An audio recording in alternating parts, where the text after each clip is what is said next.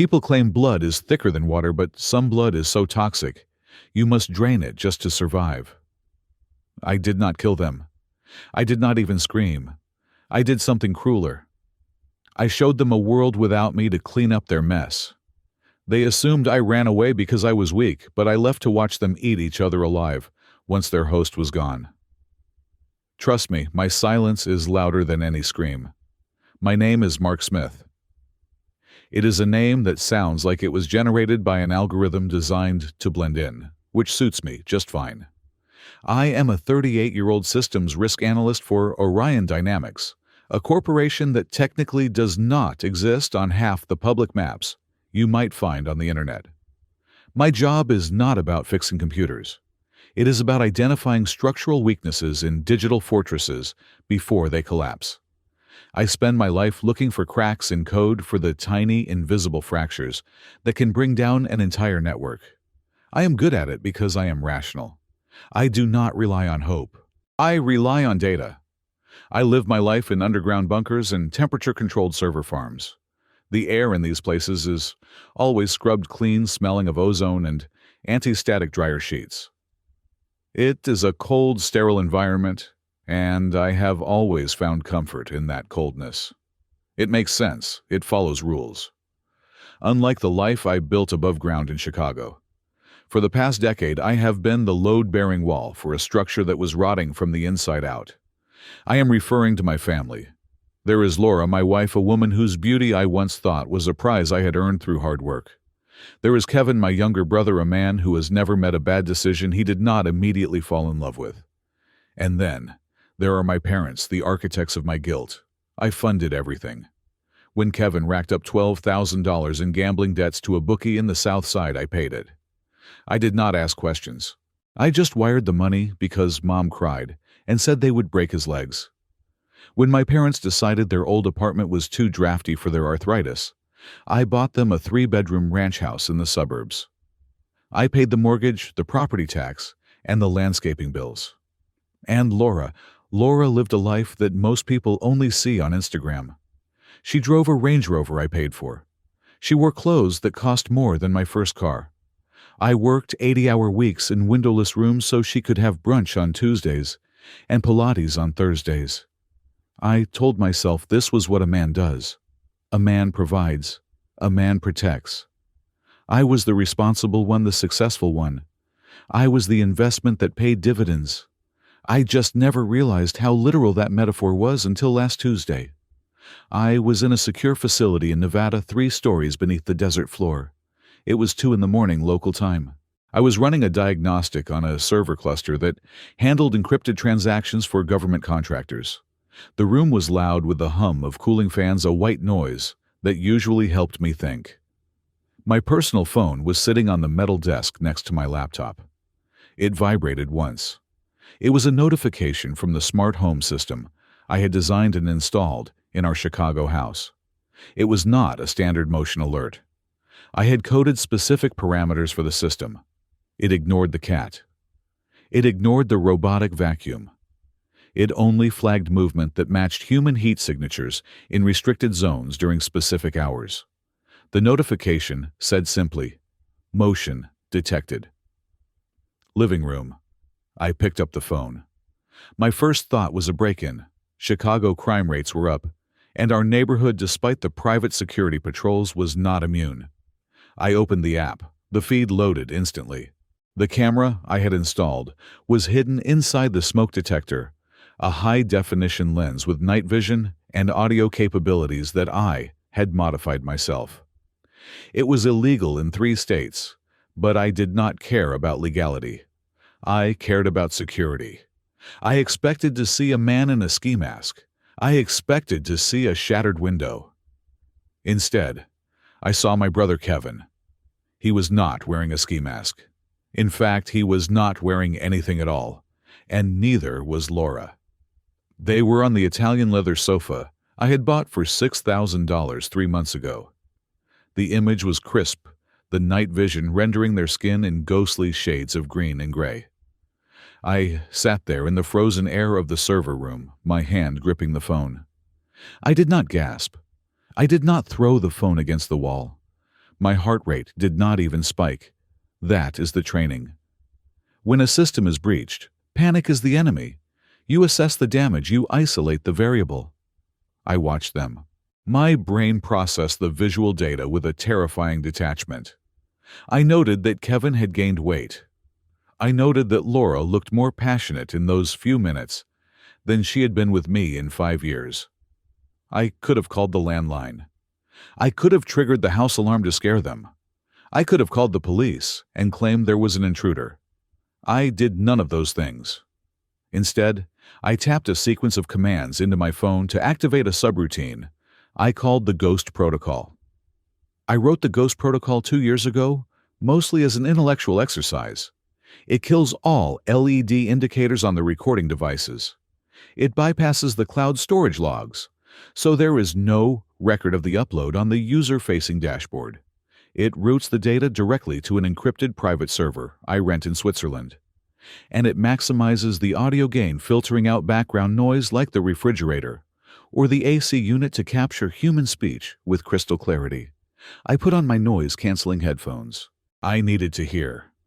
The visual act was primal, but the conversation that followed was the true violence. They stopped after a while. Kevin reached for a beer that was sitting on my coffee table, leaving a condensation ring on the wood. Laura pulled a blanket around herself, the cashmere throw my mother had given us for Christmas. "We have to be careful," Laura said. Her voice was clear, lacking any of the guilt I expected. "He is back on Friday." "Mark is clueless," Kevin said. He took a long drink. "The guy is a robot. He stares at screens all day. He does not see what is right in front of him." Laura laughed. It was a harsh sound. "He is going to notice this, Kevin. I am late." I froze. My finger hovered over the volume button, pushing it to the maximum. "You are sure?" Kevin asked. 3 tests, Laura said. "I am pregnant, Kevin." I sat in the bunker, the silence around me absolute. Pregnant. Kevin shifted on the couch. "Well, that is a complication." "It is not a complication," Laura said, her voice dropping to a conspiratorial whisper. "It is the solution. We just have to time it right. He comes back Friday. I will be extra affectionate. We sleep together. A month from now, I tell him I am pregnant. If the baby comes a little early, we say it is premature. Doctors make mistakes on dates all the time. And he will buy it. He will be thrilled," Laura said, and the mockery in her tone cut deeper than the infidelity. "He has wanted a kid for years. He will be so happy to have a legacy that he will sign whatever checks we need. This secures us, Kevin. For the next 18 years, we are golden. He will never leave a woman carrying his child." I felt a coldness spread through my chest that had nothing to do with the air conditioning. They were not just cheating. They were planning a lineage fraud. They were planning to saddle me with a child that was not mine, to force me to pay for the biological consequence of their betrayal. But I knew something they did not. I knew their math was impossible. 2 years ago, I had a vasectomy. I never told Laura. I never told anyone. I did it because I was worried about genetic markers for a heart condition in my lineage, and I wanted to adopt. I had the paperwork in a safety deposit box that Laura did not know existed, so the child was 100% Kevin's. I kept watching, I kept recording. I sat there for 5 hours until the sun came up in Chicago, and they finally fell asleep on my couch. But the horror was not over. The next day, I called in sick. I told my supervisor I had a migraine. I stayed in the server room, locking the door from the inside. I monitored the feed. Around 6 in the evening, the doorbell rang. It was my parents. I watched as my mother hugged Laura. I watched my father shake Kevin's hand, a firm, proud handshake.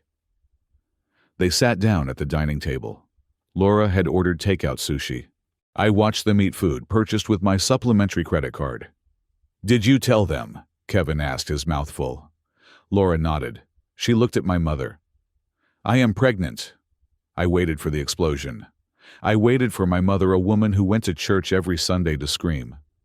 I waited for my father, who always lectured me on honor and duty, to throw Kevin out of the house. My mother clapped her hands. "Oh, thank God," she said. My father let out a long sigh of relief. "That locks it down, then." "What do you mean?" Kevin asked. "Mark," my father said. "He has been distant lately.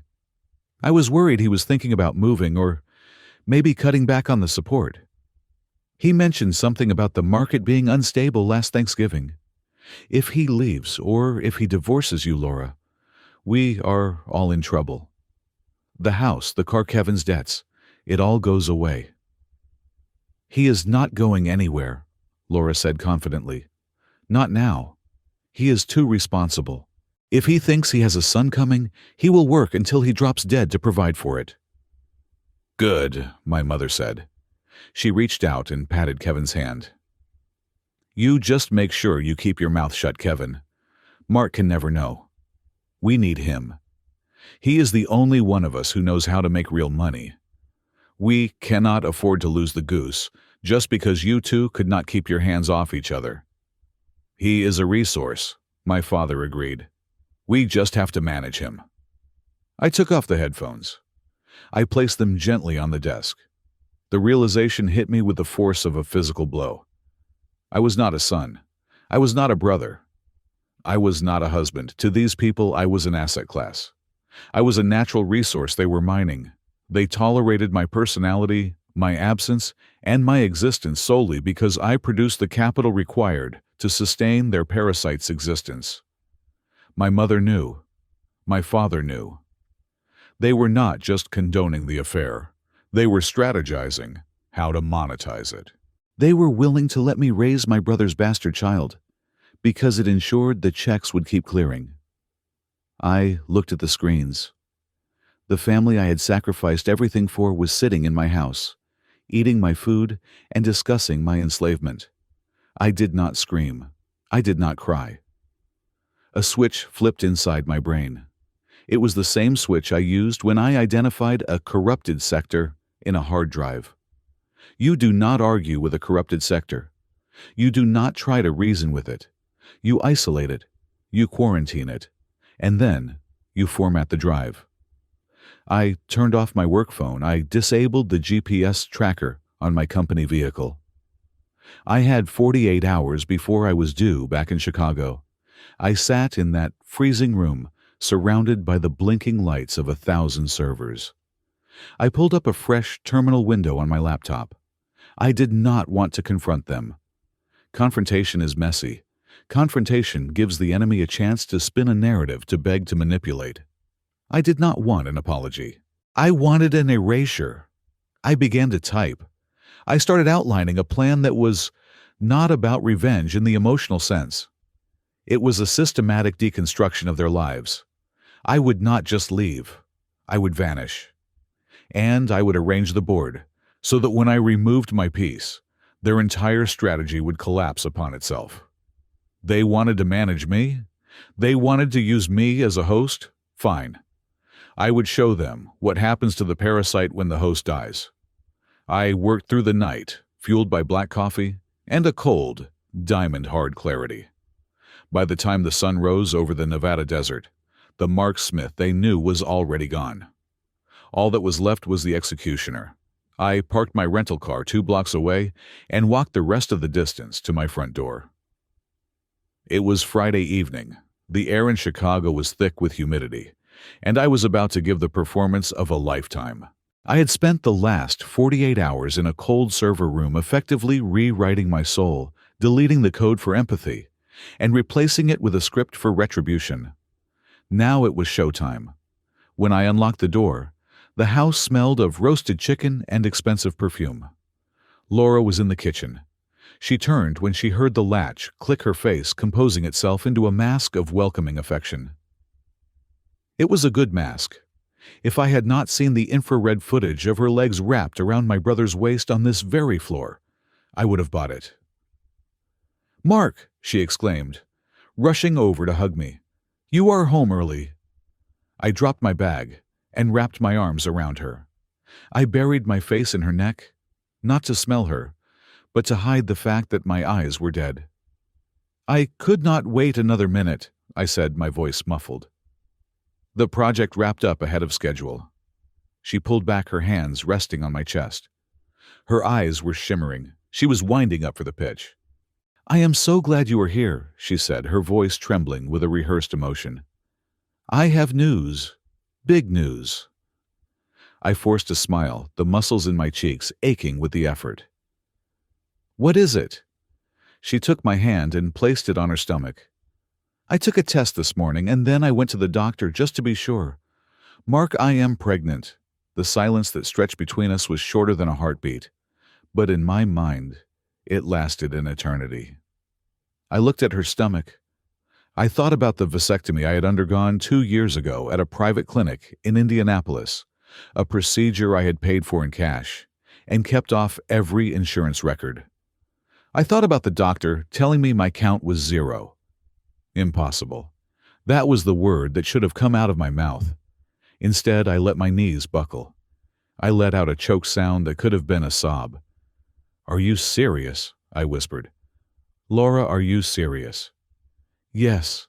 She beamed, tears actually spilling down her cheeks now.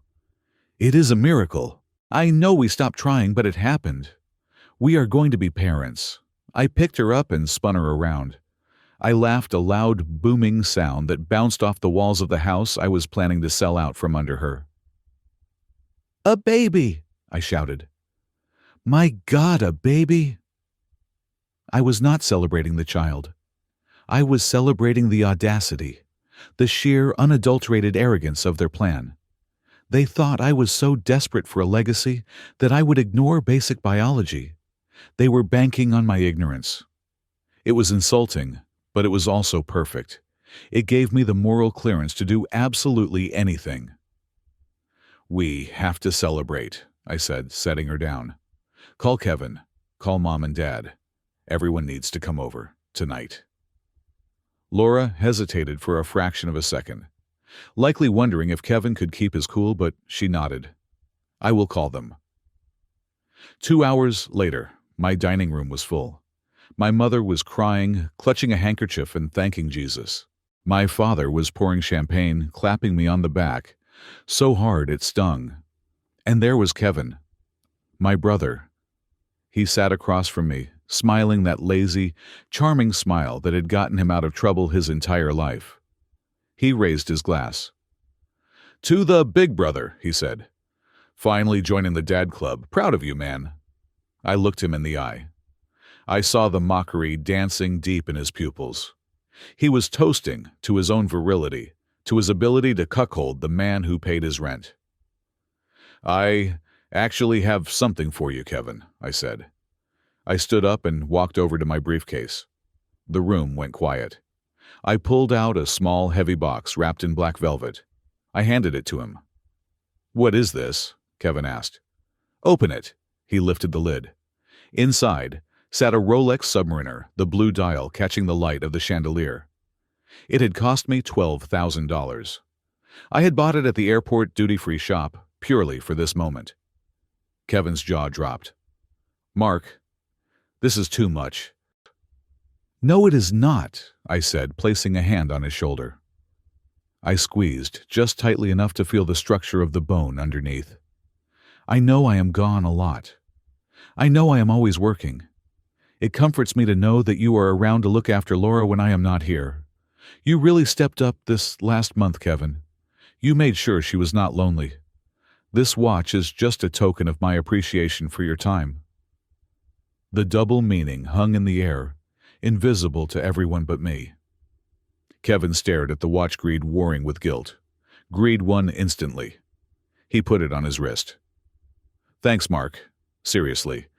I am just doing what family does." "Exactly," I said, smiling at my father.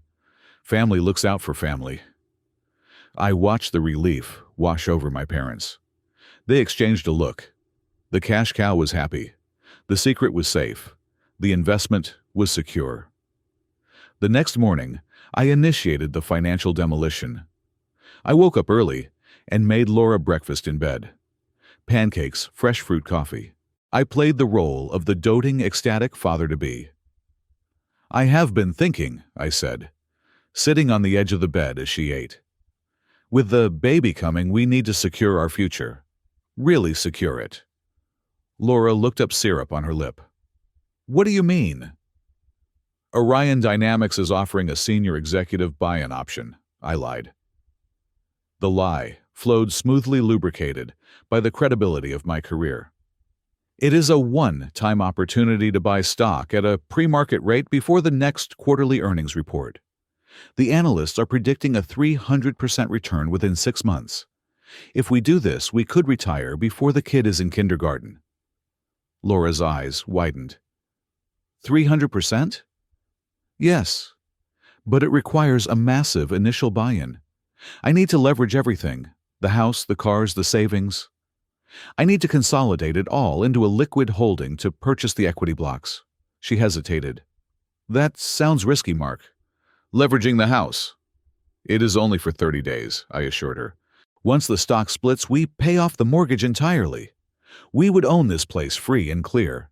But because the house is in both our names, and the state requires spousal consent for this level of risk management, I need you to sign the authorization waivers. It basically gives me power of attorney over our joint assets for the duration of the deal." I pulled a stack of documents from my bag. They were real legal documents drafted by a lawyer I had found on the dark web, mixed in with standard banking forms. The language was dense, filled with jargon about fiduciary liabilities and asset liquidation protocols. Laura looked at the stack. She hated paperwork. She hated reading fine print. She looked at me, the husband who had just given her brother a $12,000 watch, the husband who was crying with joy over a baby that was not his. "You really think this is a sure thing?" she asked. "I am a risk analyst, Laura," I said softly. "I do not gamble, I calculate." This is a mathematical certainty," she signed. She signed page after page. She signed away her claim to the house.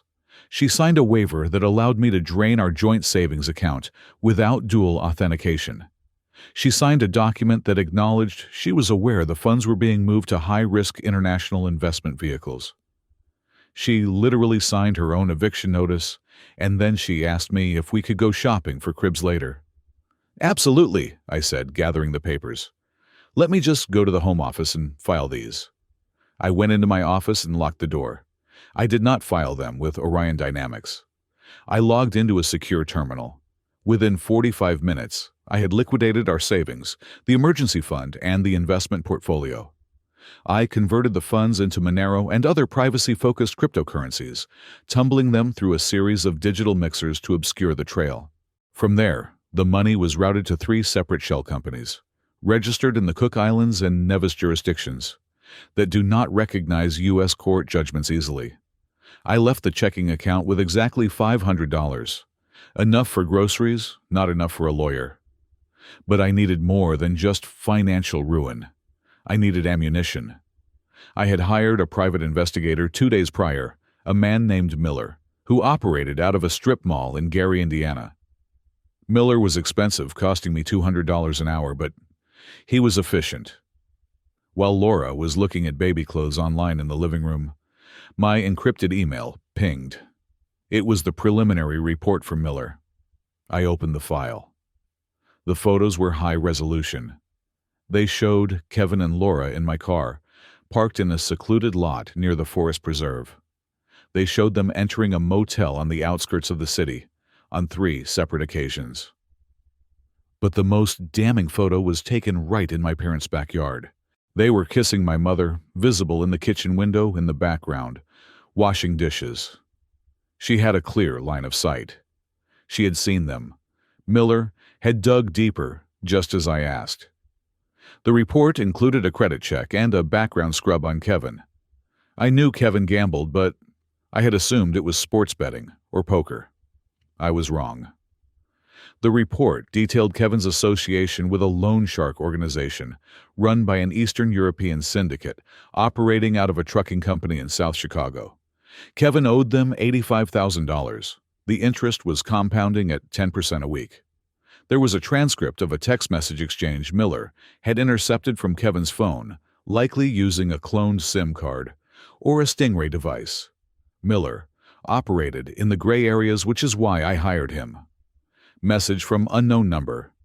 You are out of time, Kevin, Tuesday, or we take a finger. Reply from Kevin. Chill. My brother is back. He thinks the kid is his.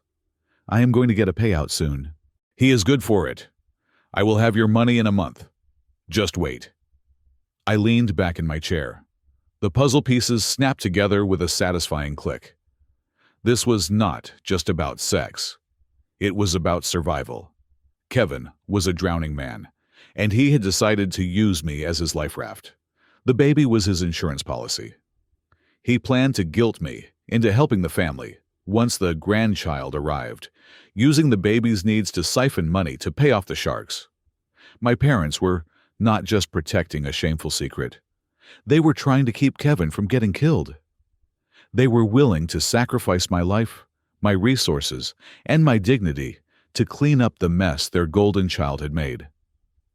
I looked at the screen at the text message where Kevin promised my money to violent criminals. I will have your money in a month, he had written. No, Kevin, you will not.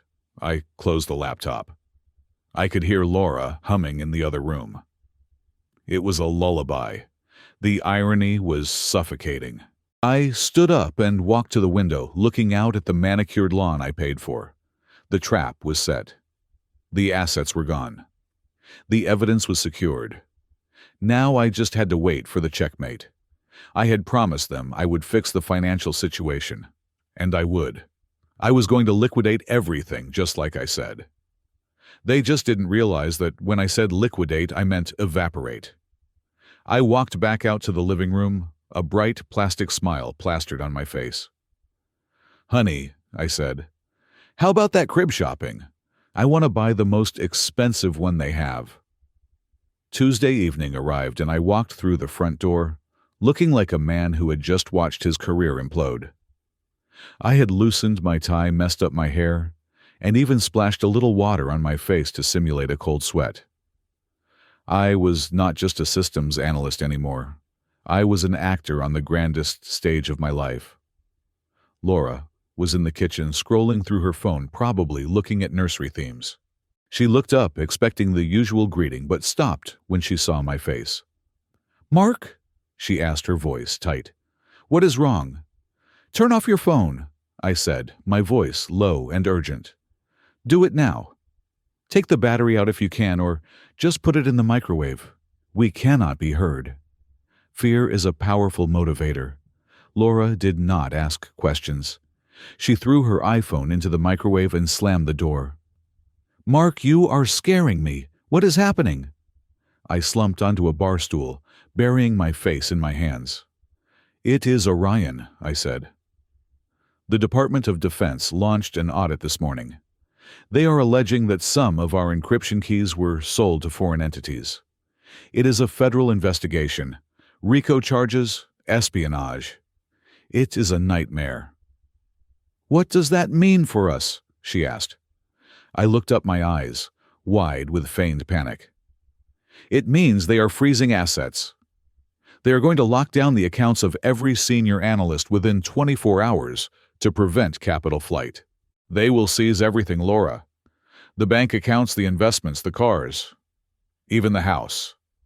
Laura went pale. The house? They can take the house.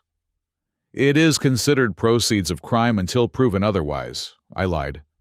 We could be on the street by next week. I watched the gears turn in her head. She was not worried about my freedom. She was not worried about whether I was innocent. She was terrified that the gravy train was derailing. Call your parents, I said. And Kevin. Get them over here. We need to move fast if we want to save anything. 30 minutes later, the vultures had gathered. My mother was clutching her pearls. My father looked ashen, and Kevin looked like he was about to vomit. He was probably thinking about the loan sharks who would kill him if my money dried up. There is a loophole, I told them, pacing the living room like a caged animal. I spoke to a corporate attorney on a burner phone. He said if I divest my assets before the freeze order is signed, which happens tomorrow morning at 9, I can protect them.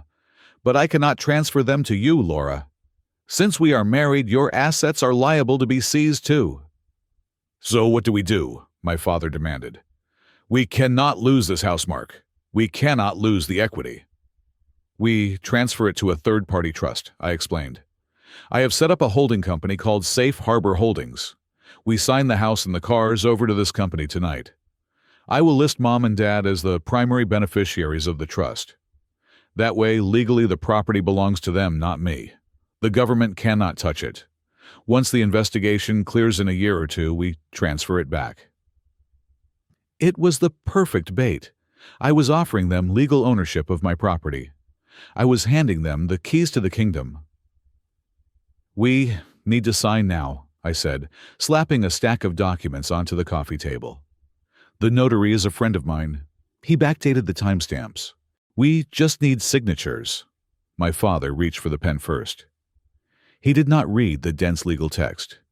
He saw the words, transfer of deed, and beneficiary, and his greed blinded him. He signed. My mother signed. Then it was Laura's turn. This saves the house? She asked, her hand trembling. It saves everything, I promised. It ensures our child has a roof over his head. She signed. I watched the ink dry. They thought they were signing a transfer into a family trust. In reality, they had signed a quitclaim deed and a power of attorney, granting me the unilateral right to sell the property to a cash buyer. Safe Harbor Holdings was indeed a shell company, but it was one I controlled entirely, and I had already negotiated a sale of the house to a private equity firm that specialized in distress purchases. I had sold the house yesterday for $1,200,000 in cash. The closing was scheduled for tomorrow morning. The deal included a leaseback clause, allowing the current occupants to remain in the property for 30 days before eviction. They had just signed their own eviction notices, and they were thanking me for it. Okay, I said, gathering the papers. I will get these filed. Now step 2. I have to kill the credit cards. If the feds see active spending, they will flag the accounts immediately. I am cutting everything off tonight. No more auto payments, no more credit lines. We have to live on cash. But my car payment, Kevin stammered. Mark, I cannot miss a payment. I will give you cash, I said, lying through my teeth. I have $5,000 in the safe. I will distribute it tomorrow.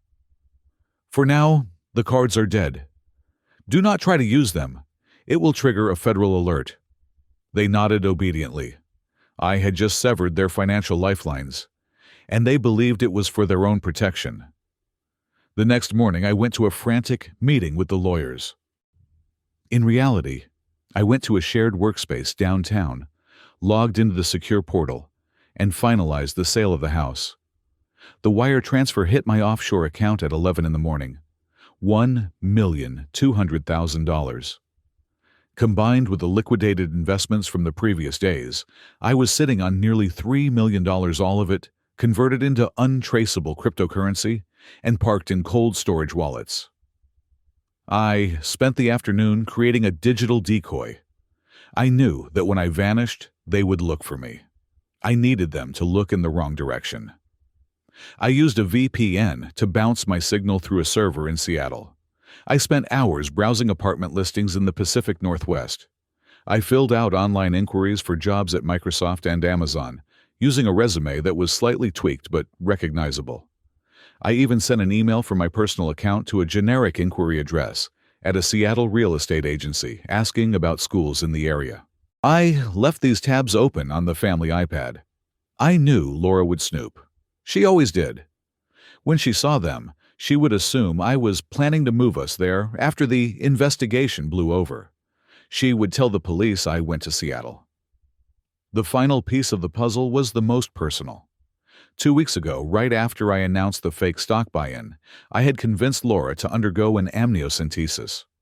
With the stress of the investigation, I had told her, and my family history of heart defects, we need to be sure the baby is okay. I cannot handle any more surprises, Laura. She was reluctant. Amniocentesis is invasive, but she was also terrified of losing the perfect husband facade. She agreed. I drove her to the clinic. I held her hand while the needle went in, and when the results came back, I intercepted the mail. I did not care about the health of the baby. I cared about the DNA. I had stolen a hairbrush from Kevin's bathroom during the celebration party. It was full of his greasy hair. I sent the hair follicles and the amniotic fluid sample to a private lab in Toronto that specialized in paternity disputes. I paid extra for the rush service. The results were in my briefcase. Probability of paternity, Kevin Smith, 99.99%. It was scientifically undeniable. It was the nail in the coffin. On my final night, a Thursday, I decided to host a barbecue. It was a surreal, macabre farewell party that only I knew was happening. I grilled steaks on the patio, Wagyu beef, $50 a pound. Why not? I was paying for it with the last remnants of the joint account before I closed it. The air was cool, the Chicago skyline twinkling in the distance. Laura was sitting on the deck chair rubbing her belly. My mother was drinking iced tea. Kevin was laughing at something on his phone. Probably a text from his bookie telling him he had more time. "This is nice," my father said, cutting into his steak. "You handled this crisis well, Mark. A lesser man would have panicked." "I just did what had to be done," I said, taking a sip of beer. "I secured the assets." "So what is the plan now?" Kevin asked. "When do we get the cards back?" "Soon," I said. "I am going to the city tomorrow to finalize the trust structure. After that, we should be in the clear. I might have to go underground for a few days to avoid the subpoenas, but do not worry. I will be in touch." "We trust you, honey," Laura said. She smiled at me. It was the same smile she gave me the day we got married. It was the same smile she gave Kevin in the video. I looked at them. They were eating my food. They were living in a house I had already sold. They were wearing clothes I had paid for, and they were completely blissfully unaware that the ground beneath them had already been dissolved. I excused myself and went into the study. I opened the wall safe behind the painting. I emptied it of everything valuable: my passport, the emergency cash, the gold coins. Then I placed a single large manila envelope inside. Inside the envelope were three things. First, the divorce papers already signed and notarized by me.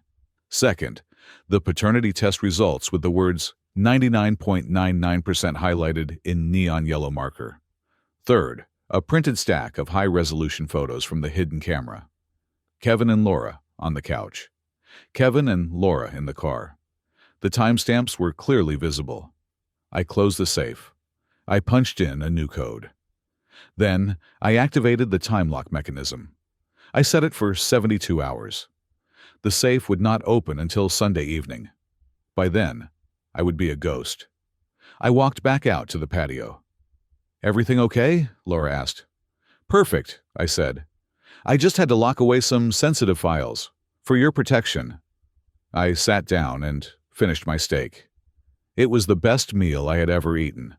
The flavor was enhanced by the knowledge that this was the last time I would ever have to look at these people. I watched the smoke rise from the grill and drift away into the night sky, disappearing without a trace. That is exactly what I was going to do. "To family," I said, raising my bottle. "To family," they chorused, clinking their glasses against mine. I drank. They had no idea that I was toasting to their destruction. The house was breathing. That is the only way I can describe the sound of a suburban home at 3 a.m. The refrigerator hummed its rhythmic cycle. The HVAC system exhaled a soft sigh through the vents, and from the master bedroom upstairs came the faint, rhythmic sound of Laura sleeping.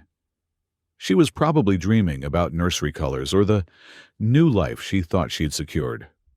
I stood in the hallway fully dressed. I was not wearing the Italian wool suits I used to wear to Orion Dynamics.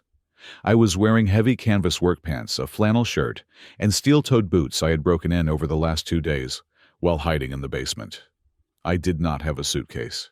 A suitcase implies a trip. A suitcase implies a return. I had a single battered duffel bag slung over my shoulder. Inside were the essentials of a ghost: a new driver's license under the name Jack Reardon, a hard drive containing the encrypted keys to my cryptocurrency wallet's 3 changes of rough clothing, and a first aid kit. I walked into the kitchen. The granite countertops, which I had paid $6,000 to install last year, gleamed in the moonlight, filtering through the blinds. I reached into my pocket and pulled out my wedding band. It was platinum, heavy, and cold. I looked at it for a moment, not with nostalgia, but with the curiosity of an archaeologist examining a relic from a dead civilization. I placed it on the center of the kitchen island. It made a small click against the stone. Next to it, I placed a single sheet of paper. It was not a suicide note. It was not a tearful goodbye. It was the electricity bill for the current month stamped paid in full in red ink. It was the last debt I owed this life. I did not look back. There is a cinematic trope where the hero pauses at the door, looks over his shoulder one last time, and sheds a single tear. I did not do that. I opened the back door, stepped out into the cool night air, and locked it behind me. The deadbolt slid home with a finality that felt better than any drug. I walked past the garage where my Audi Q7 sat. I loved that car.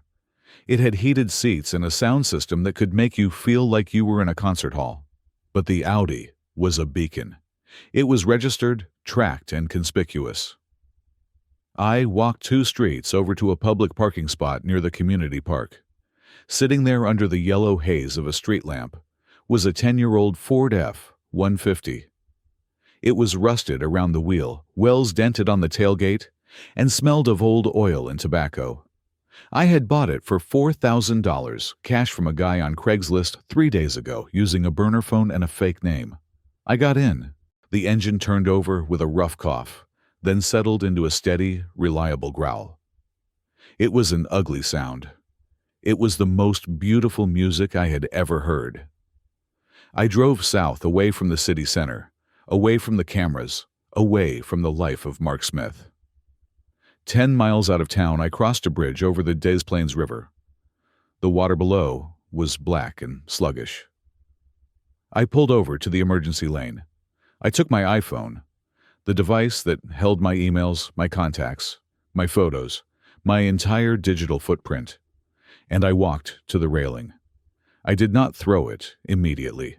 I held it up. The screen lit up with a notification, a text from my mother. "Make sure you get some sleep, honey. We love you." I stared at the lie illuminated in blue pixels. Then I let go. The phone tumbled end over end, a small shooting star falling into the abyss. It hit the water with a splash I could not hear, swallowed instantly by the dark current. Mark Smith was now offline, permanently. I got back into the truck and drove. I did not take the interstate. The interstate has license plate readers and toll booths. I took the state highways, the winding 2-lane roads that cut through the endless cornfields of Illinois, then the rolling hills of Iowa, and finally the vast open plains of the Dakotas. I drove for 20 hours. My body ached, my eyes burned, but my mind was crystal clear. I stopped only for gas paying with cash, wearing a baseball cap pulled low. I ate beef jerky and drank lukewarm coffee from a thermos. As the sun began to set on the second day, the landscape changed. The flat horizon buckled and rose, transforming into the jagged purple teeth of the Rocky Mountains. I was crossing into Montana. I had bought the property 6 months ago, long before I knew about the baby, back when I just wanted a getaway.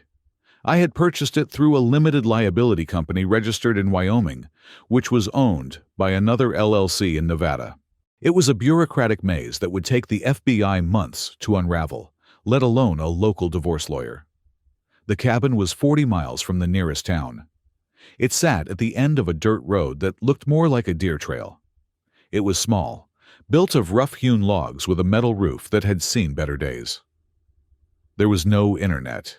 There was no cell service. There was only the sound of the wind in the pines and the rushing water of a nearby creek. I parked the truck. I stepped out. The air here was thin and sharp, smelling of pine resin and snow. I took a deep breath, filling my lungs with it.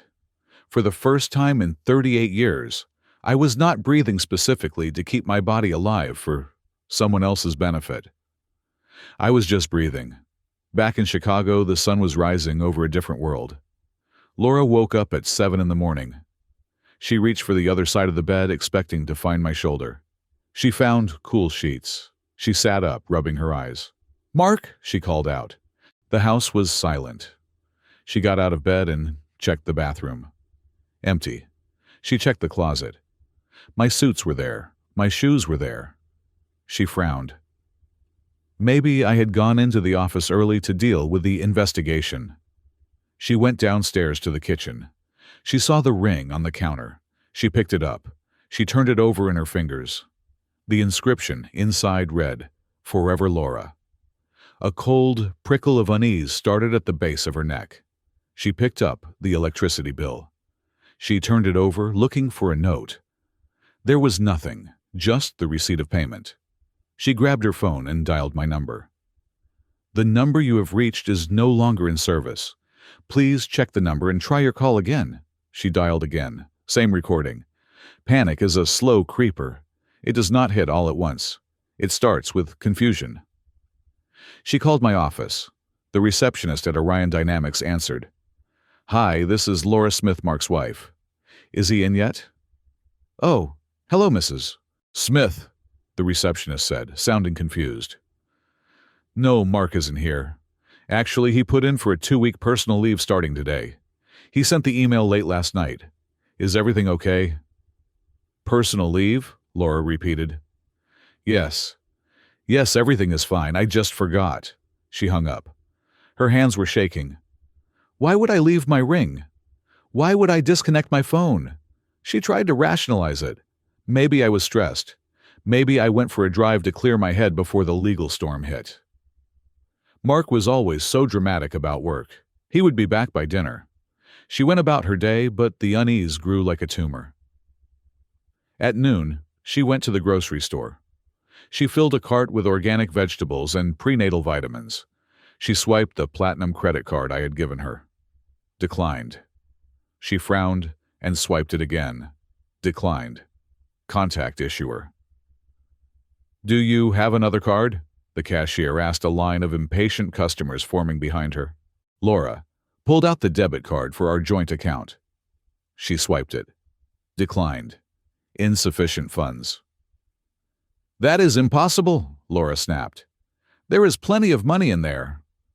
She opened her banking app on her phone. She logged in. She stared at the screen. Balance, $500. Status, account frozen.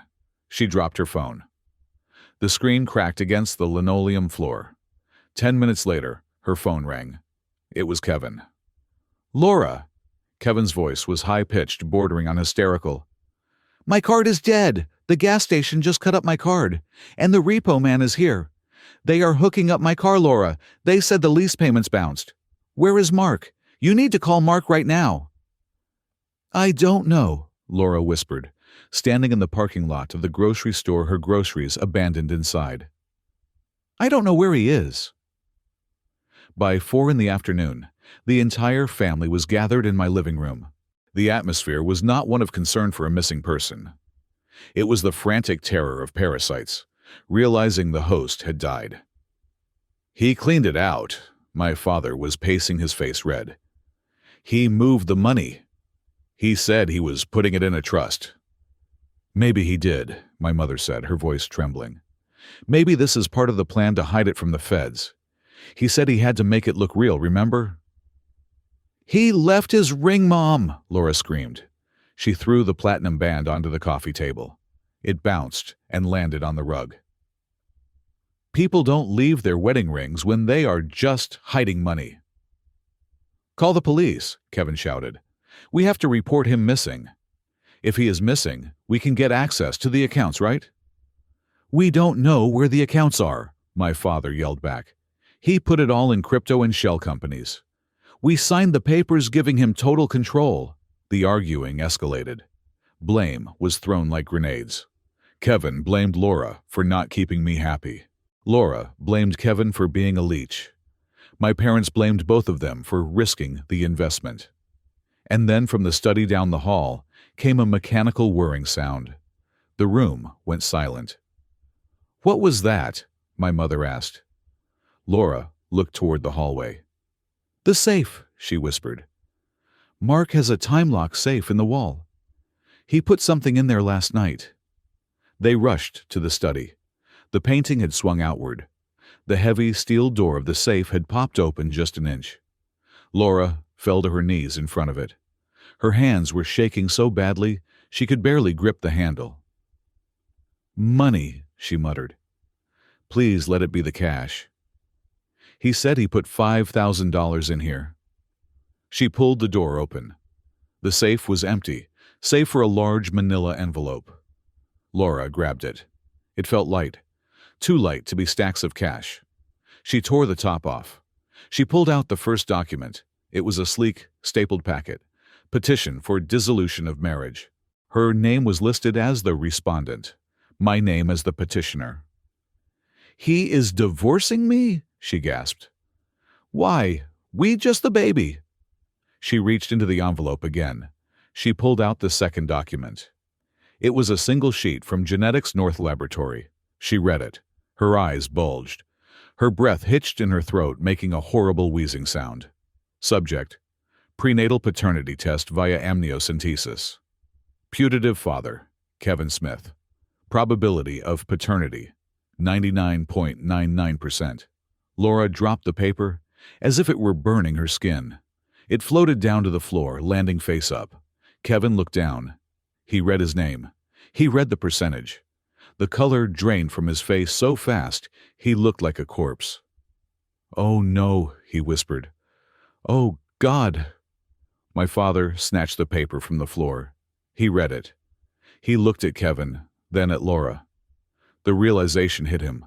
The disgust, the horror. And then the crushing understanding that the investment was gone because the product was defective.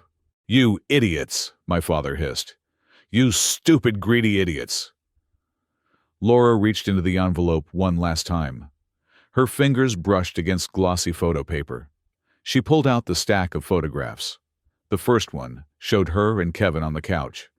The date stamp was in the corner. The green tint of the night vision made them look like monsters. The second one showed them in the car. The third one showed them kissing in the backyard with my mother, clearly visible in the window behind them. My mother saw the photo. She let out a wail that sounded more like an animal in a trap than a human being. She collapsed into the leather armchair, clutching her chest. He knew, Kevin said, his voice hollow. He knew the whole time. The dinner, the watch, the investment. He knew. The house, Laura whispered, her eyes widening in a new wave of terror.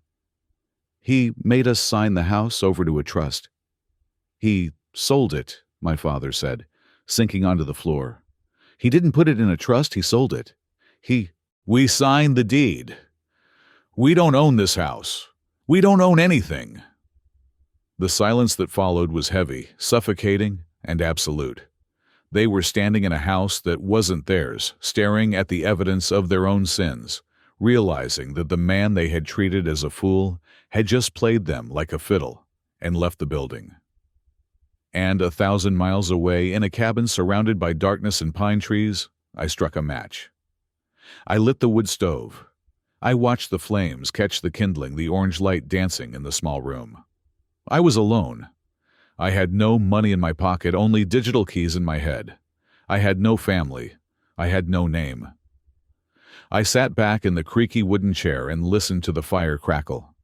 It was the most peaceful sound I had ever heard. I did not witness the immediate aftermath with my own eyes. I was already crossing the state line into South Dakota, watching the sun bleed over the Badlands, when the bomb I had planted in my own living room finally detonated. However, I know exactly what happened. I know because I had paid Miller, the private investigator, a retainer to keep the house under surveillance for exactly 30 days after my departure. He was not there to intervene. He was there to document. And his detailed report, which I received via an encrypted Dropbox a month later, painted a picture of chaos that was almost artistic in its brutality. According to Miller's report, the scream that tore through the house when Laura saw the photographs was not human. It was the sound of a woman watching her future incinerate. She did not cry for me. She did not cry for the marriage. She cried because the safety net she had spent 5 years weaving had just turned into a noose. My parents did not comfort her. They sat on the expensive furniture I had paid for frozen in a state of catatonic shock. They were not mourning the loss of a son. They were mourning the loss of the ATM. My father reportedly kept picking up the deed transfer documents, reading them over and over, trying to find the loophole, trying to find the clause that said it was all a joke. There was no loophole. The ink was dry. But the silence did not last long. 3 days after I vanished, the first real consequence arrived. It came in the form of 2 men in a black SUV. They were not friends of the family. They were associates of the Eastern European loan syndicate that Kevin owed $85,000 to. Kevin had been dodging their calls for a week, assuring them that his wealthy brother was about to cut a check. When I disappeared, so did Kevin's credibility. Miller's report noted that the men knocked on the door at 7 in the evening. When Kevin answered, thinking it might be the police with news about me, they did not ask to come in. They dragged him out onto the front lawn. They did not care about the neighbors. They did not care about the suburban setting. They wanted to send a message. They beat my brother until his ribs cracked. They broke his nose, and as he lay curling in the grass, bleeding onto the landscaping I had paid $3,000 to install, they told him the interest rate had just doubled. My parents watched from the window, terrified to call the police, because they knew Kevin's debt involved illegal gambling rings that could send him to prison. They were paralyzed by the very trap they had helped build. That was just the overture. The main event happened exactly 30 days after my departure. I had sold the house to a private equity firm with a strict 30-day occupancy clause. On the morning of the 31st day, a sheriff's deputy and a representative from the investment firm arrived at the door. Laura answered, wearing a bathrobe looking like she had not slept in a week. When the deputy told her they were there to execute a possession order, she tried to argue. She screamed that it was her house. She screamed that her husband was missing. The representative simply held up the deed. The deed that bore her signature.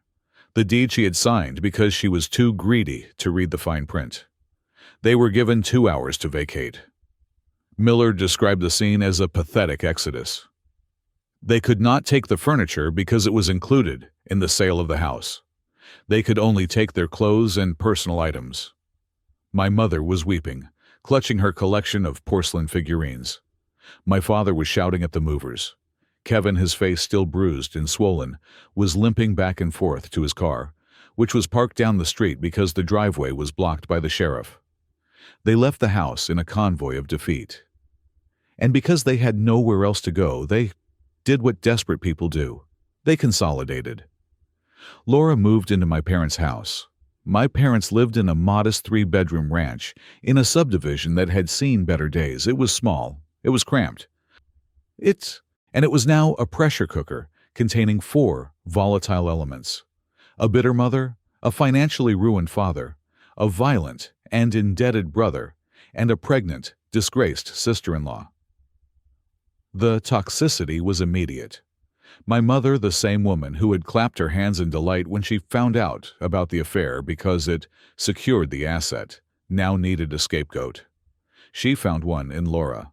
According to the few neighbors who spoke to Miller, the shouting matches were audible from the street. My mother began to rewrite history. In her new narrative, she had never supported the affair. She claimed Laura was a whore who had seduced her innocent son Kevin and driven her successful son Mark away. She conveniently forgot the dinner where she planned to monetize the bastard child. Laura, trapped and hormonally volatile, fought back. She reminded them that they were accomplices.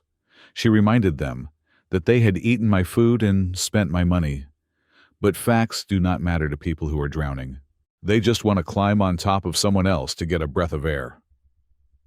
While they were tearing each other apart in a cramped living room in the suburbs, I was breathing the cleanest air on earth.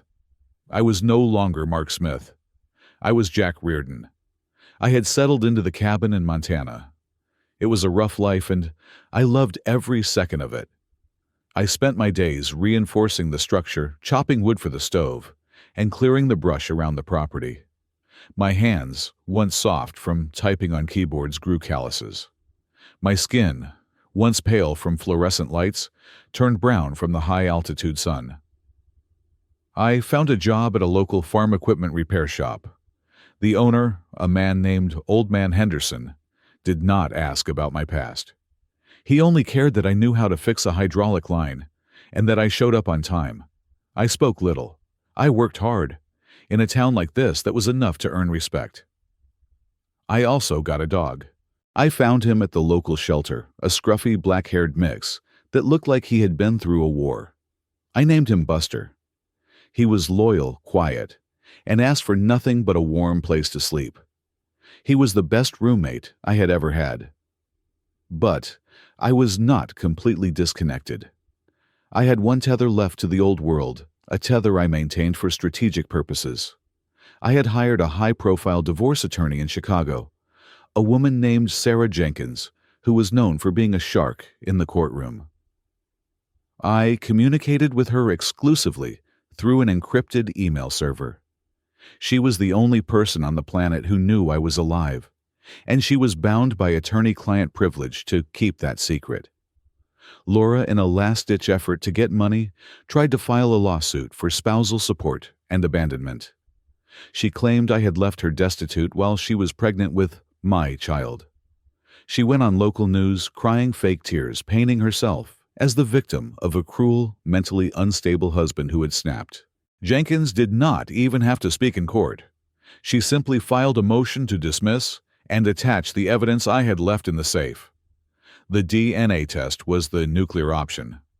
When the judge saw the laboratory results confirming that Kevin was the father, and the surveillance log showing the timeline of the affair, the case was thrown out with prejudice. Laura was denied alimony. She was denied access to any remaining assets, of which there were none anyway. The judge reportedly reprimanded Laura's attorney for wasting the court's time with a fraudulent claim. It was a public humiliation. The local papers, which had initially been sympathetic to the abandoned pregnant wife, turned on her. The headline read, "Missing Husband Was Victim of Brother's Betrayal." I read the article on a tablet in my cabin, sipping black coffee.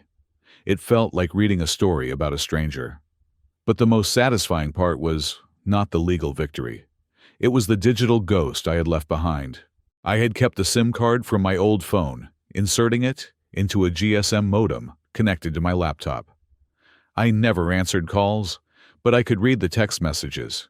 It was a fascinating psychological study. In the first week, the messages were frantic. Laura: "Mark, please come home. We are so worried. I love you." Mom: "Mark, answer your phone. This is not funny." By the second week, when the money ran out, the tone shifted to bargaining. Kevin: "Look, man, I know you are mad, but we can work this out. Just send some cash for the bills. We are family." Dad: "Mark, be reasonable. We are losing the house. Just sign the papers to release the funds." By the third week after the eviction, the mask fell off completely. Laura: "You bastard, you ruined us. You knew the whole time, didn't you? I hope you die out there." Mom: "You are an ungrateful son. After everything we did for you. How could you leave your family on the street?" Kevin: "I am going to find you, and when I do, I will kill you." I sat on my porch watching the snow fall on the pine trees. The air was silent, save for the soft panting of Buster at my feet. I scrolled through the messages, hundreds of them, a stream of vitriol and desperation. They were threatening a ghost. They were screaming into a void. I did not feel anger. I did not feel sadness. I felt a profound, heavy sense of relief. They were right about one thing. I had ruined them, but they were wrong about the cause. I had not ruined them by doing something evil.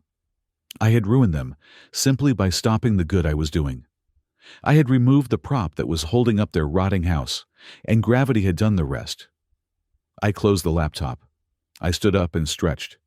The sun was going down behind the mountains, painting the sky in shades of violet and blood orange. "Come on, Buster," I said. "Let's go get some dinner." The dog wagged his tail and trotted after me. We walked into the warm, fire-lit cabin, leaving the cold and the darkness outside where it belonged. I was Jack Reardon, a mechanic who lived in the woods. Mark Smith was dead, and for the first time in his life, he was resting in peace. Time moves differently in the mountains. In Chicago, time was measured in quarterly earnings, report server latency, in milliseconds, and the frantic ticking of a deadline. Here, in the high country of Montana, time is measured in the depth of the snowpack, the thickness of the ice on the creek, and the stack of firewood on the porch. 2 years have passed since Mark Smith ceased to exist. In his place stands Jack Reardon, a man of few words and calloused hands. I have integrated into this small community not by trying to belong, but by being useful. I work at a local agricultural repair shop, fixing the massive, complex machinery that keeps this valley alive. The farmers here do not care about my credit score or my stock portfolio. They care that when their combine harvester dies in the middle of a harvest, I can diagnose the electrical fault in 10 minutes and have it running again in an hour. They pay me in cash, sometimes in elk meat, and always with a nod of respect. I am the quiet guy from the city who knows machines. That is the only reputation I need. I live a simple life. My cabin is drafty, but it is mine. I wake up before dawn, chop wood to feed the stove, drink black coffee, and watch the sun paint the peaks in shades of lavender and gold. I have a dog, Buster, who sleeps at the foot of my bed. He does not lie to me. He does not plot against me. He simply exists, grateful for a full bowl and a scratch behind the ears. But old habits die hard.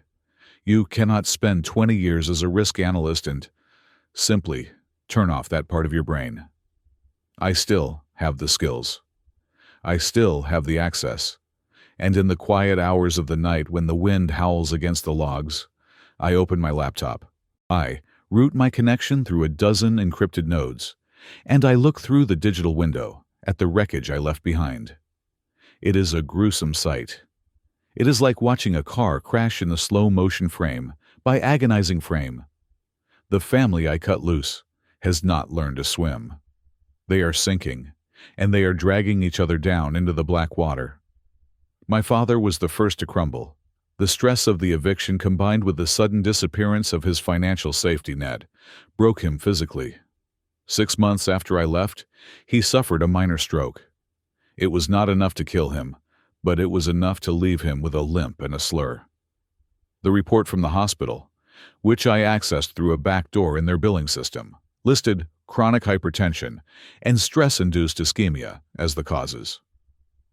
The irony is not lost on me. He spent his life lecturing me about the importance of hard work, yet when he actually had to face the consequences of his greed, his body shut down. The loan sharks who held Kevin's debt did not care about my father's health. When Kevin could not pay, and I was not there to bail him out, they shifted their attention to the next available target. My parents used the last of their meager retirement savings, money they had hidden, even from me, to pay off the interest on Kevin's debt, just to keep the thugs from breaking down their door. Kevin, my brother, the golden child, the man who was supposed to inherit the kingdom. He is now working as a day laborer for a landscaping company. I accessed his employment records. He makes $15 an hour hauling mulch and digging ditches. It is backbreaking work, the kind of work he used to mock. But hard work has not humbled him. It has only made him bitter. I track his social media activity through ghost accounts. He posts late at night, usually drunk. His posts are rambling diatribes about how the world is unfair, about how he was robbed of his future. He blames the economy.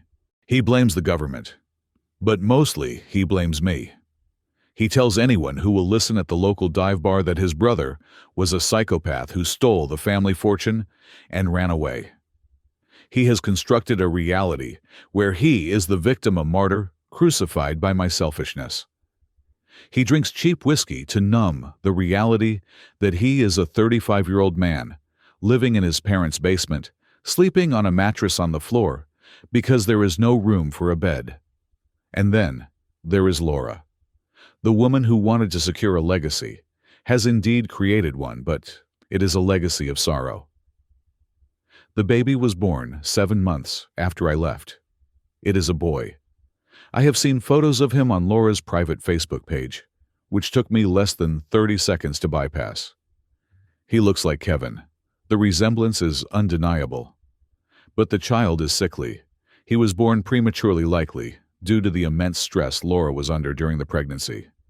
He has chronic respiratory issues. In the photos, he always looks tired, his skin pale. He is innocent in this war, a civilian casualty of his parents' biological and moral corruption. Laura has aged 10 years and 2. The beauty that she wielded like a weapon has dulled. Her hair is often unkempt, her eyes surrounded by dark circles. She works 2 jobs, one as a waitress at a diner and another stocking shelves at a grocery store on the night shift. She is exhausted. She is angry. She is living the exact life she thought she was too good for. They are desperate, and desperation makes people creative. Over the past year, they have launched a digital manhunt to find me. They created fake profiles on LinkedIn, Facebook, and Instagram, posing as old college friends or headhunters trying to locate Mark Smith. They joined forums for IT professionals, asking if anyone had seen me. They do not realize who they are dealing with. I built the systems they are using to look for me. I can see their digital fingerprints before they even press the enter key. I watched them searching. I saw Kevin's clumsy attempts to hack my old email. I saw Laura scrolling through property records in different states, and I decided to give them what they wanted. I planted a lead. I created a digital breadcrumb trail that suggested Mark Smith was living in Boca Raton, Florida. I forged a rental agreement and uploaded it to a public database that I knew data broker sites scraped.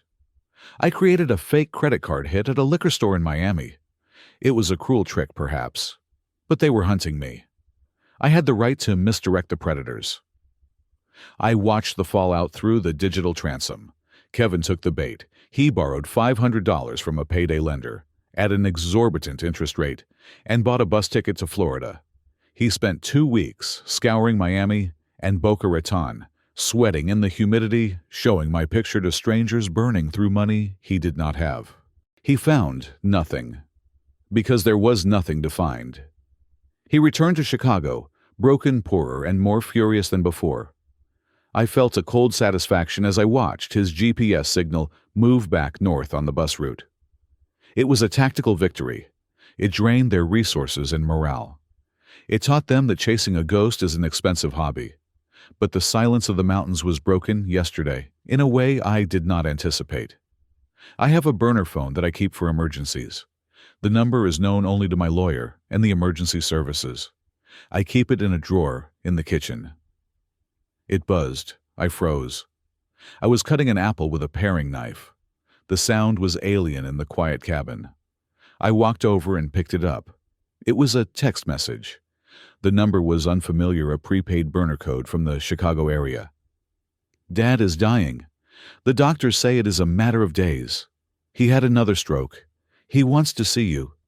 Please, Mark, just come home for the funeral. We can forgive everything. Mom. I stared at the screen. The words blurred for a second. Dad is dying. A memory hit me unbidden and sharp. I was 7 years old. My father was teaching me how to ride a bicycle without training wheels in the parking lot of the church. He was holding the back of the seat. "Keep pedaling, Mark," he had said. "I have got you. I won't let you fall." For a moment, just a fleeting heartbeat, I felt the pull. The ancient biological gravity of the parent-child bond. He was my father. He was the man who raised me. He was dying and he was asking for me. The guilt surged up in my chest, a hot, choking wave. Was I really this cold? Was I really going to let him die without saying goodbye? Maybe I had gone too far. Maybe punishment had turned into cruelty. I put the phone down on the table. I walked to the window and looked out at the snow-covered pines. "We can forgive everything." That was the line that did it. That was the line that killed the 7-year-old boy on the bicycle. We can forgive everything. They wanted to forgive me. They were the ones who had plotted to pass off a bastard child as my heir. They were the ones who sat at my table eating my food while discussing how to manage me as a financial resource. They were the ones who viewed me not as a son, but as a goose that laid golden eggs. And now, at the very end, they were still trying to manipulate the narrative. They were framing my escape as the sin and their betrayal, as a minor misunderstanding that they were gracious enough to overlook. If I went back, I would not be walking into a grieving home. I would be walking into a trap. They did not want Mark the son. They wanted Mark the wallet to pay for the funeral. They wanted Mark the savior to pay off the medical bills. They wanted the host to return so the parasites could reattach. My father did hold the seat of that bike, but he also held the pen when he signed the deed to sell me out. He held the champagne glass when he toasted to Kevin's paternity. The man who taught me to ride a bike died a long time ago. The man dying in that hospital bed was a stranger who had tried to rob me of my life. I looked at the phone again. The screen had gone dark. I could type a reply. I could say, "I am sorry." I could say, "I am on my way." I could even send money anonymously to help with the hospice care. I did none of those things. I picked up my fishing gear from the corner of the room. I whistled for Buster. "Let's go, boy," I said. We walked out of the cabin, leaving the phone on the table. We walked down the trail to the creek. The water was icy and clear, rushing over smooth stones, indifferent to the drama of human lives. It flowed one way. It never looked back. It never apologized for moving forward. I cast my line into the water. The rhythm of the cast was soothing, back and forth, release. My father would die. My mother would weep. Kevin would rage. Laura would struggle. And I would fish. I did not block the number. I did not delete the message. I simply let it sit there, unanswered. In a world full of noise, lies, and manipulation, I realized that silence was not just a defense mechanism. It was the most aggressive, devastating response possible. It was the final confirmation that Mark Smith was truly gone, and no amount of guilt-tripping could resurrect him. The trout were biting that afternoon. It was a good day. The silence from the mountains was apparently deafening in Chicago. My refusal to respond to the text message about my father's condition did not trigger the introspection I might have hoped for in a different family. Instead, it triggered a tactical escalation. Desperation, when mixed with narcissism, does not produce humility. It produces malice. Kevin and Laura, realizing that emotional blackmail had failed, decided to weaponize the public narrative. If they could not guilt me into returning, they would shame me into it. I first saw it on a Tuesday morning while checking the local Chicago newsfeed through a proxy server. It was a human interest piece on a mid-tier local news station. The headline read, "The Missing Piece. Family pleads for return of husband and brother as father lies dying." I clicked the video link. The production value was low, but the acting was high effort. There was Laura holding her sickly child, wiping away dry tears. There was Kevin looking somber and reformed, wearing a suit that was clearly too tight. Probably one he borrowed, since I knew he had pawned his own. "We just want to know he is okay," Laura told the camera, her voice cracking perfectly. "He just snapped.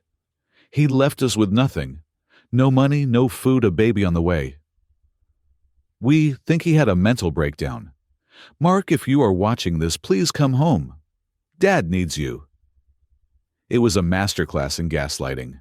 They had edited out the infidelity, the theft, the paternity fraud, and the eviction. They had painted a portrait of a saintly family, abandoned by an unstable monster. The fallout was immediate. My old digital life, which I had abandoned but monitored, lit up. Former colleagues from Orion Dynamics, college friends I hadn't seen in a decade, even a cousin I used to play baseball with, they all reached out. The messages flooded my old encrypted inbox. "Dude, I saw the news. Are you okay? Mark, they are saying you lost your mind. Call me. Is it true? Did you really leave Laura destitute?" I sat in my cabin watching the snow pile up against the window pane. I felt a flicker of annoyance, not guilt, but the irritation of a man watching someone graffiti his tombstone. They were trying to rewrite my history. I selected 3 people from the list of messages, the only 3 whose opinions I actually respected. One was my old mentor at Orion, one was my college roommate, and one was a former neighbor who had always been kind. I sent them each a single, identical message from an untraceable burner number. "I am alive. I am sane. I am safe. Everything they are saying is a lie. Do not contact me again." Then I burned the number. It was a minimal response, but it was enough to plant the seed of doubt. I knew these people. They were smart. They would look at Laura's performance, then look at my text, and they would start asking questions. But Kevin was not done. He was desperate for money, and he convinced himself that I must have left a trail. He found a hacker on a dark web forum, a low-level script kiddie who promised to crack my offshore accounts for a fee. I knew this because the idiot tried to brute force my old Orion login credentials. My security tripwires went off like fireworks. I traced the IP address in minutes. It originated from a cheap internet cafe in South Chicago, a place I knew Kevin frequented. He was trying to steal from a ghost. It was pathetic, but it was also annoying. And in my line of work, you do not just block an intrusion. You neutralize the threat. I decided it was time to update Kevin's permanent record. Since leaving, I had kept a passive eye on Kevin's financial activities. Without my subsidies, he had turned to insurance fraud. He had staged a slip and fall at a grocery store 3 months ago. He was also working under the table for a landscaping company while claiming full unemployment benefits. I had the files. I had the surveillance photos of him carrying 80-pound bags of mulch while claiming a back injury. I had the text messages where he bragged to his friends about the fake fall. I compiled a dossier. It was neat, organized, and irrefutable. I put it on a flash drive. I mailed it in a plain, padded envelope to the fraud division of the Illinois Department of Insurance and the IRS tip line. I did not include a return address. 3 days later, the trap sprung. I read about it in the police blotter. Local man arrested for insurance, fraud, and tax evasion. Kevin was picked up at his parents' house. The police did not drag him out this time. He walked out in handcuffs crying. The bail was set at $50,000. The family went nuclear. My mother took to Facebook. Her posts were frantic, typed in all caps, riddled with spelling errors. "My son is being persecuted. We need help. Mark. If you are seeing this, your brother is in jail. Come home and fix this." She was begging the victim to save the predator. She truly believed that my function on this earth was to be their wallet, and that by refusing to be used, I was the one sinning. I sat by my wood stove, the fire crackling comfortably. I poured myself a cup of black coffee. I pulled up the mug shot of Kevin on my tablet. He looked terrified. He looked like a man who had finally realized that actions have consequences. I took a sip of coffee. It was hot, bitter, and perfect. I did not feel happy. I did not feel a rush of glee. I felt detached. It was like watching a documentary about a disaster in a foreign country. You understand the tragedy, but you do not feel the heat of the fire. Then came the final blow. 2 days after Kevin's arrest, the notification came from my lawyer, Sarah Jenkins. Subject: Update regarding your father. Message: Mark. I received word from the hospital. Your father passed away this morning at 4 a.m. Massive cardiac arrest. I am sorry. I stared at the email. My father was dead. The man whose name I carried. The man who had sat at the head of the table. I waited for the grief. I waited for the tears. I waited for the regret to crush me, to make me run to the truck and drive back to Chicago. But it didn't come. Instead, I remembered the conversation in the server room. I remembered him saying, "He is a resource. We just have to manage him." I remembered him signing the deed. I remembered him toasting to Kevin's baby. He had died as he had lived in his final years, a co-conspirator in his own destruction. I did not go back for the funeral. I could not. Mark Smith was gone, and Jack Reardon had no father to bury. However, I did send something. I contacted a florist in a neighboring state using a prepaid debit card and a voice changer. I ordered a wreath, a large, beautiful arrangement of white lilies and chrysanthemums. Expensive, tasteful. "And the card?" the florist asked. "Who is it from?" "No name," I said. "Just write this on the ribbon. Every choice has a price." "That is it?" the florist asked, sounding confused. "That sounds a bit ominous." "That is it," I confirmed. The funeral was held on a gray, rainy Tuesday. I did not attend, but Miller, my P. I was there to verify the delivery. According to his report, the service was sparsely attended. The scandal with Kevin and the public drama had alienated most of their friends. Kevin was there out on bail thanks to a predatory bondsman looking haggard and broken. Laura was there holding the crying baby. And my mother. She stood by the grave looking small and defeated. Then the delivery van arrived. The driver carried the wreath to the gravesite and placed it next to the casket. My mother leaned in to read the ribbon. "Every choice has a price." She stared at it. She knew who sent it. It was the only voice I had used in 2 years. It was not a message of comfort. It was a mirror. It was a reminder that they were standing in the rain, broke disgraced, and mourning not because of bad luck, but because of the choices they had made. Miller wrote that her face went white. She did not scream. She simply folded. Her knees gave way and she collapsed onto the wet grass, fainting dead away, next to the hole in the ground where her husband lay. Kevin tried to catch her, but he was too slow. I read the report. I closed the file. I stood up and walked to the door of my cabin. The snow had stopped. The sky was clearing, revealing a brilliant, cold blue. I had paid the price for my freedom. Now they were paying the price for their betrayal. The ledger was balancing itself one entry at a time. I went outside to chop more wood. Winter was coming, and I needed to be ready. The funeral of my father was the final nail in the coffin of their previous life, but the earth did not stop settling there. Gravity, as I have learned in my years of analyzing structural risks, is relentless. When you remove the load-bearing walls of a house built on sand, the collapse is not instantaneous. It is a slow, grinding descent into rubble. My mother, the woman who once presided over Sunday dinners with the imperious air of a matriarch, was the first to feel the true weight of that gravity. With my father gone, his pension died with him. The life insurance policy? That had been cashed out 2 years ago to pay off one of Kevin's earlier gambling debts, a fact I discovered in my final audit but had kept to myself. It was just another secret in a family built on them. Now facing a mountain of legal fees for Kevin's bail, and the compounding interest from the loan sharks who were still circling my mother, made her final sacrifice. She sold the house. It was the modest ranch house I had bought for them, the one she had signed over to me in a panic, and which I had sold, but the leaseback period was long over, and she had been living in a smaller rental she could barely afford. Now, even that had to go. She liquidated her jewelry.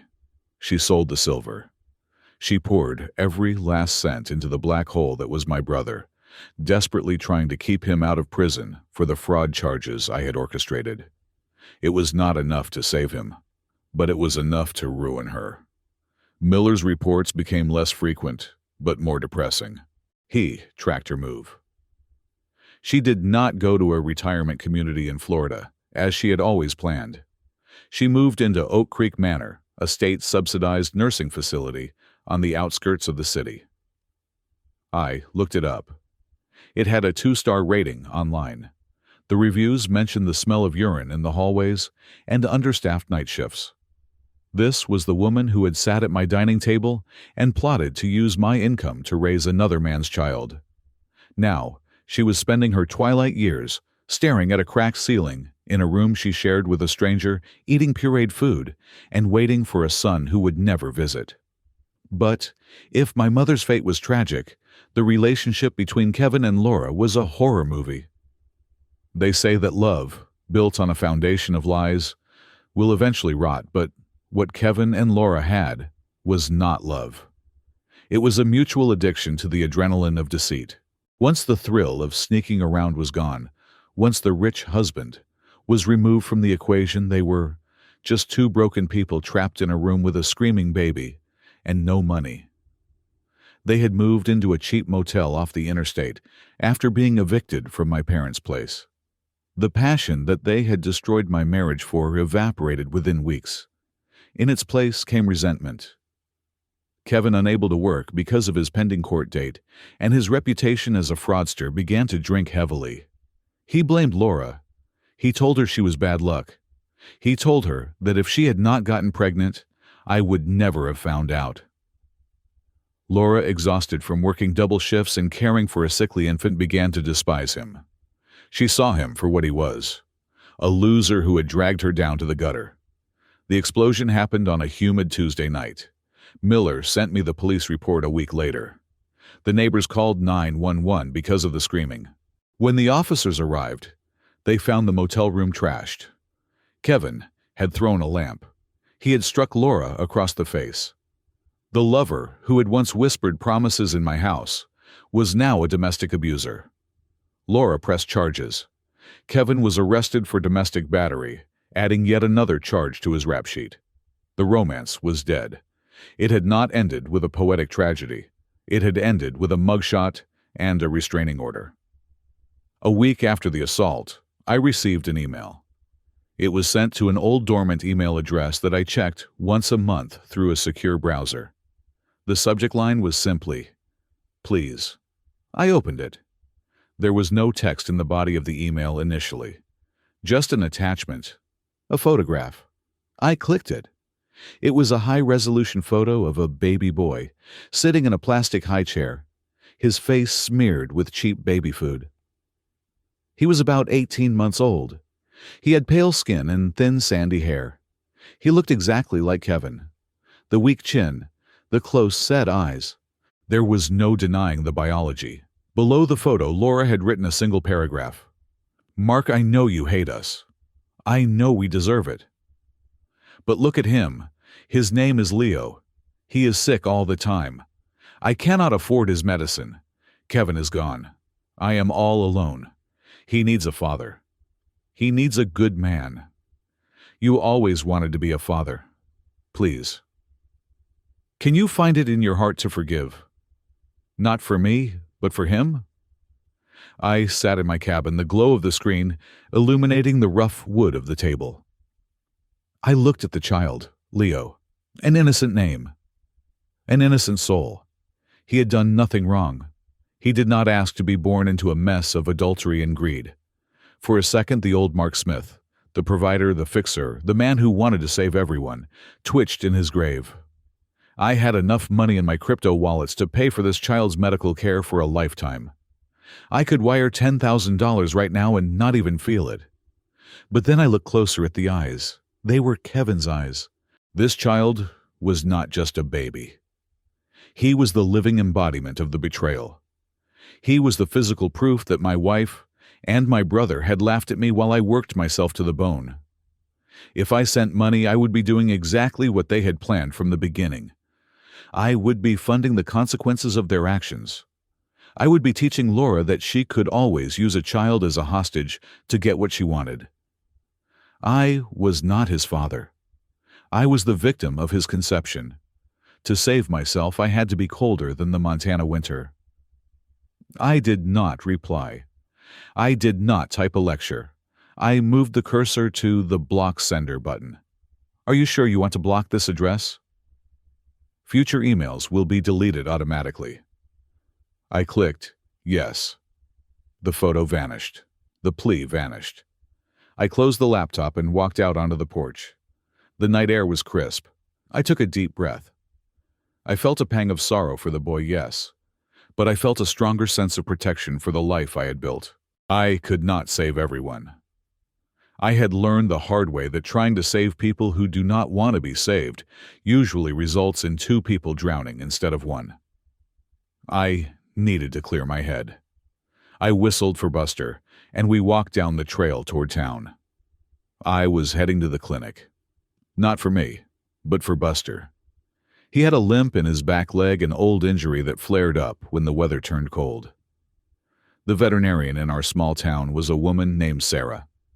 She was 40 years old, a widow whose husband had died in a logging accident 5 years ago. She had kind eyes and hands that were strong enough to wrestle a calf, but gentle enough to stitch a bird's wing. I had met her a year ago when I first brought Buster in. We had spoken little then, just the necessary exchange of medical history and payment. But over the months, as I came in for checkups or to buy food, the conversations had grown longer. She did not know me as Mark Smith, the high-powered analyst. She knew me as Jack, the quiet mechanic who fixed her generator during the last blizzard without charging her a dime. Tonight, the clinic was quiet. Sarah was at the front desk, organizing files. She looked up and smiled when I walked in.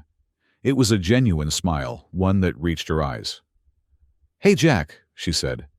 "How is the old man doing?" She nodded at Buster. "He is stiff today," I said, lifting the dog onto the exam table. "I think the cold is getting to him." She began to examine Buster, her hands moving with practiced grace. "It is going to be a hard winter," she said softly. "You doing okay up at the cabin?" "I am fine," I said. "I am used to it." She paused and looked at me. "You are used to the cold, Jack, or you are hiding in it?" It was a bold question. In this town, people usually skirted around personal histories. But Sarah had a way of looking right through you. I looked at her. I saw no judgment, only curiosity, and a shared understanding of what it means to be alone. "A little of both," I admitted. She finished the exam and gave Buster a treat. Then she leaned against the counter, crossing her arms. "You never talk about where you came from, Jack, and that is fine. We all have places we left. But you have a heavy look on you tonight." I hesitated. I had spent 2 years holding the fortress of my silence. But standing there in the antiseptic smell of the clinic, with this woman who healed broken things for a living, I felt the walls crack just a little. "I got an email today," I said. "From a life I used to have." "Bad news?" "Complicated news," I said. "Someone asking for help. Someone who hurt me a long time ago." "And you said no." "I said nothing," I replied. "I deleted it. I told her a fragment of the truth. I did not use real names. I did not mention the millions of dollars or the corporate espionage. I simply told her that I had a family who saw me as a paycheck, a brother who stole my wife, and a mother who enabled it all. I told her I left because it was the only way to stop being consumed. When I finished, I expected her to look shocked.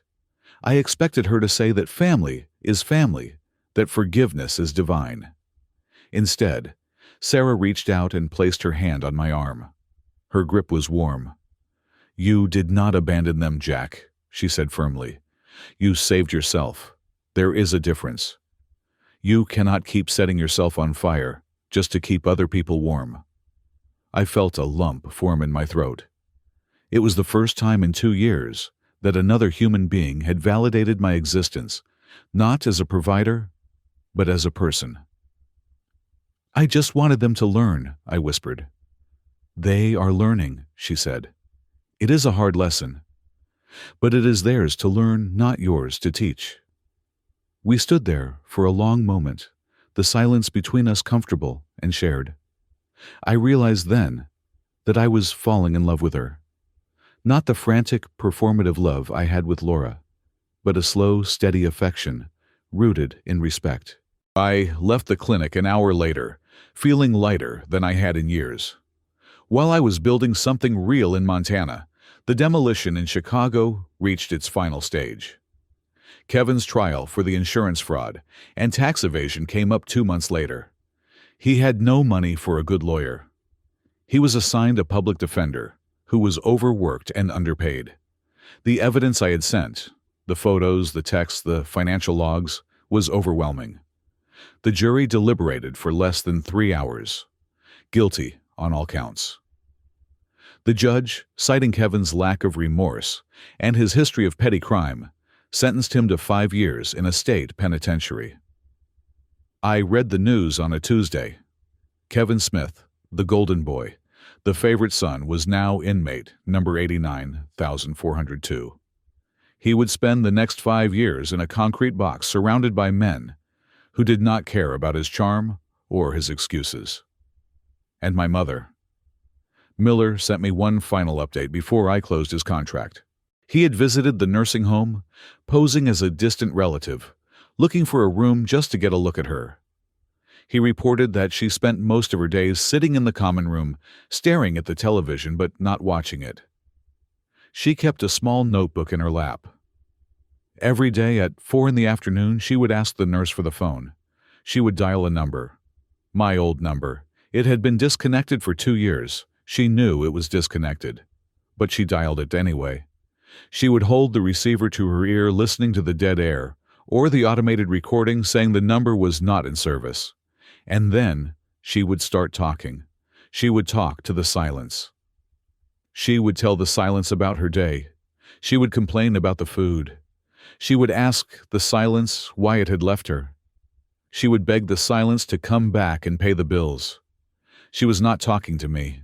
She was talking to the ghost of the ATM she had broken. I closed the laptop. I terminated the contract with Miller. I did not need to know anymore. I realized then that my revenge was not the poverty or the prison or the loneliness. Those were just byproducts. The true punishment was that by removing myself, I had forced them to face themselves. I had taken away the mirror they used to reflect their own vanity and replaced it with a window into their own emptiness. They had no one left to blame. They had no one left to cheat. They had no one left to use. They were cannibals who had run out of meat, and so they had consumed themselves. I walked over to the fireplace and threw another log on the flames. The sparks flew up the chimney, disappearing into the cold night. Sarah was coming over for dinner tonight. I had promised to cook her a steak. I needed to get the cast-iron skillet ready. I was Jack Reardon, and I had a life to live. 5 years is a long time. It is enough time for a forest to regrow after a fire. It is enough time for cells to regenerate. It is enough time for a man named Mark Smith to be completely overwritten by a man named Jack Reardon. I had become a fixture in the valley. The locals knew me as the guy who could fix anything with a microchip or a piston. I had gray in my beard now, and the soft edges of my corporate life had been chiseled away by hard labor and mountain winters. I felt safe. I felt invisible.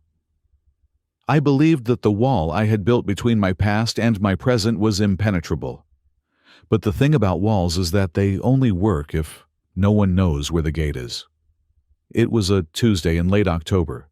The hunting season was in full swing, which meant the town was peppered with out-of-staters looking for elk.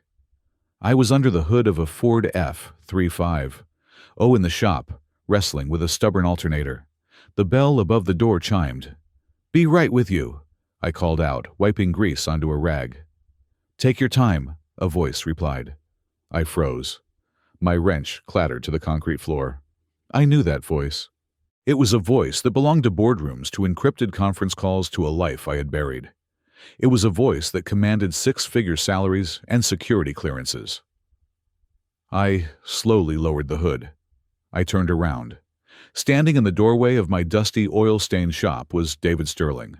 He was wearing expensive hunting gear, Sitka camouflage that cost more than my truck, brand-new boots, and a rifle case slung over his shoulder. But the face was the same. The sharp, analytical eyes, the thin mouth, the air of absolute authority. He was the director of operations at Orion Dynamics, my old boss. He was looking right at me. He did not look surprised. He looked like he was inspecting a spreadsheet that finally balanced. "Hello, Mark," he said. My heart hammered against my ribs, a trapped bird. My first instinct was to run out the back door. My second was to deny it. "My name is Jack," I said, my voice rough. David smiled. It was not a warm smile.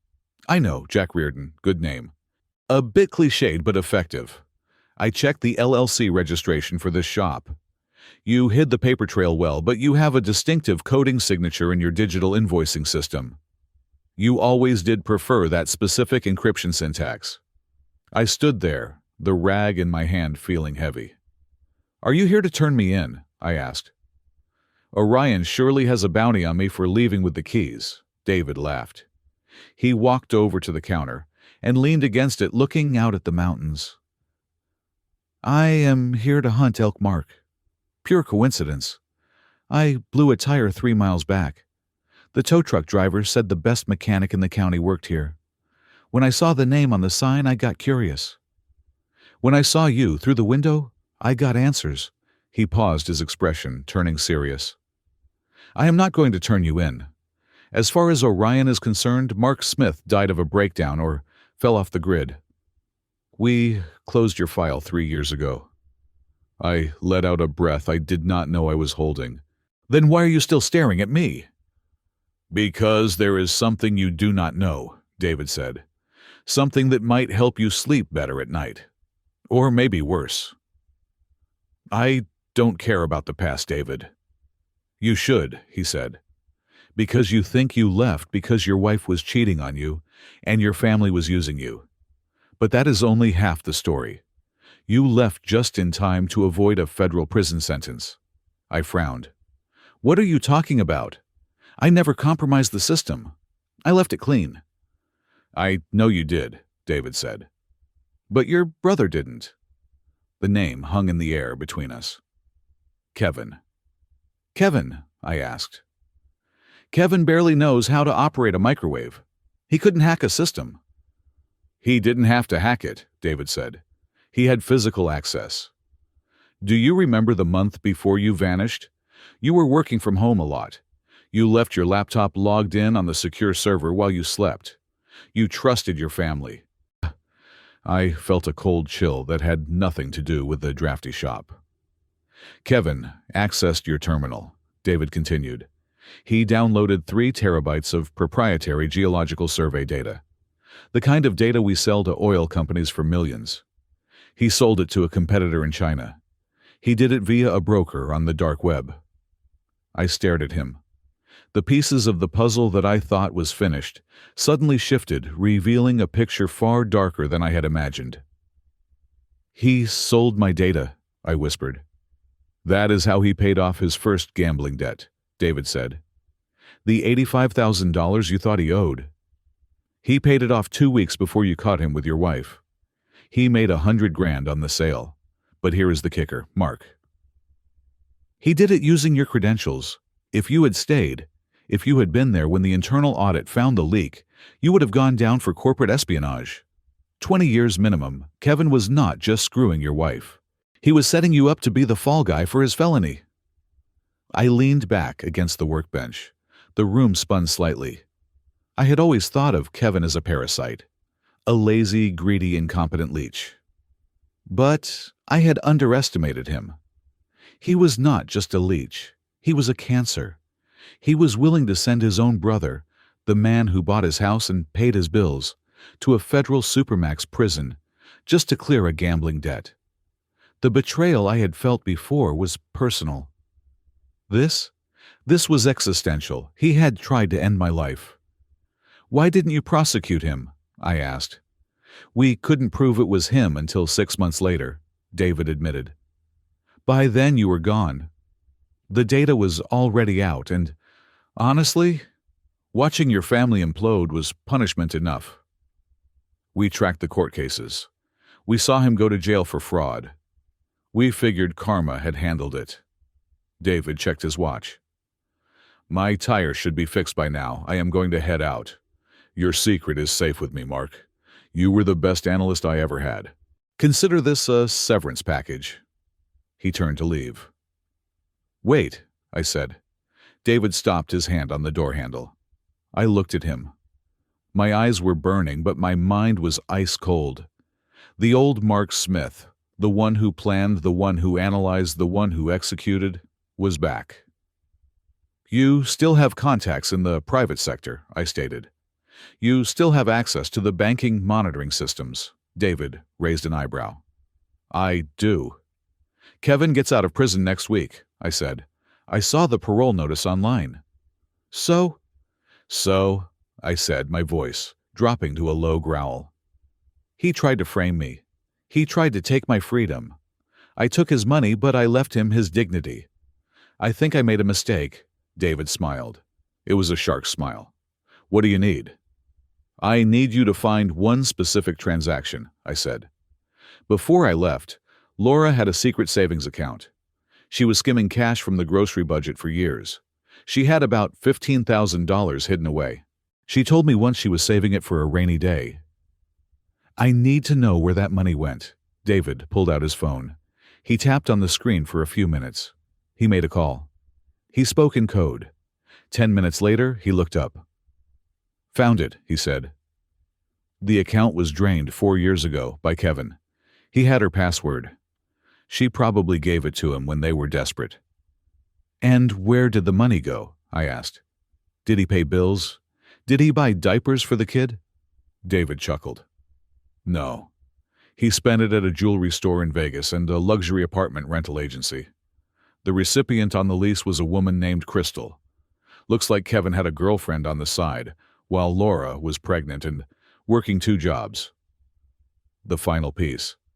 Kevin had stolen Laura's escape fund, the money she had likely hoarded to leave him, and spent it on a stripper while she was carrying his child and scrubbing floors."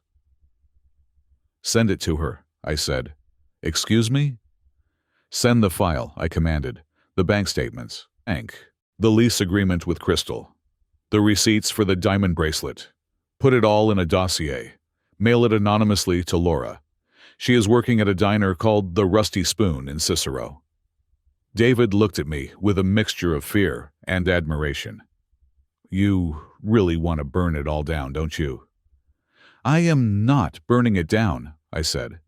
"I am just handing them the matches." David nodded. "Done. Consider it a favor for old time's sake." He walked out. I watched his truck drive away. I went back to the alternator.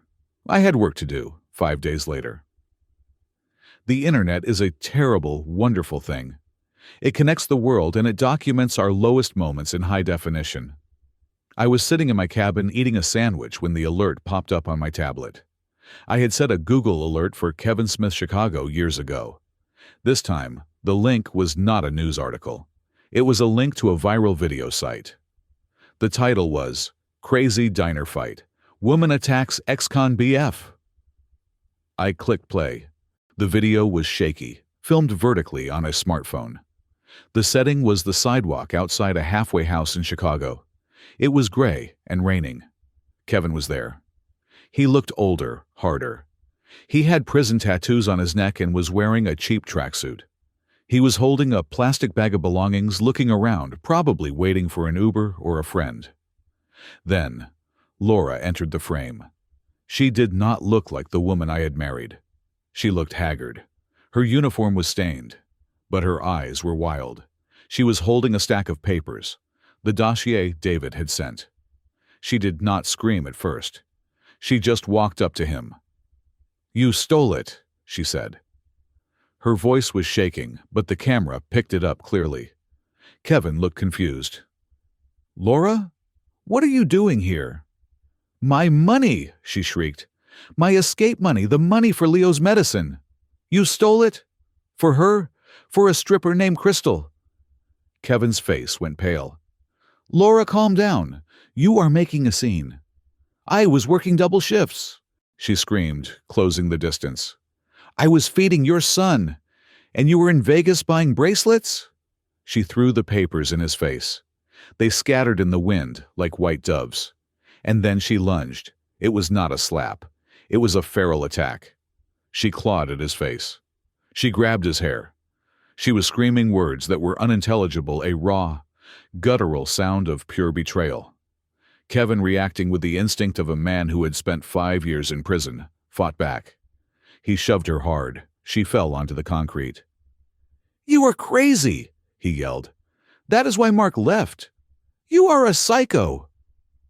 Laura scrambled to her feet, bleeding from her lip. She grabbed a glass bottle from a nearby trash can. A beer bottle. "Mark left because of you," she screamed. "He left because you're a cancer. And now, you took the last thing I had." She swung the bottle. It connected with Kevin's shoulder. He howled in pain. Bystanders were laughing. Someone yelled, "World Star!" Sirens wailed in the distance. The video ended with police officers tackling both of them. Kevin was on the ground, his face bleeding, where she had scratched him. Laura was being handcuffed, still screaming about the money, about Crystal, about the medicine.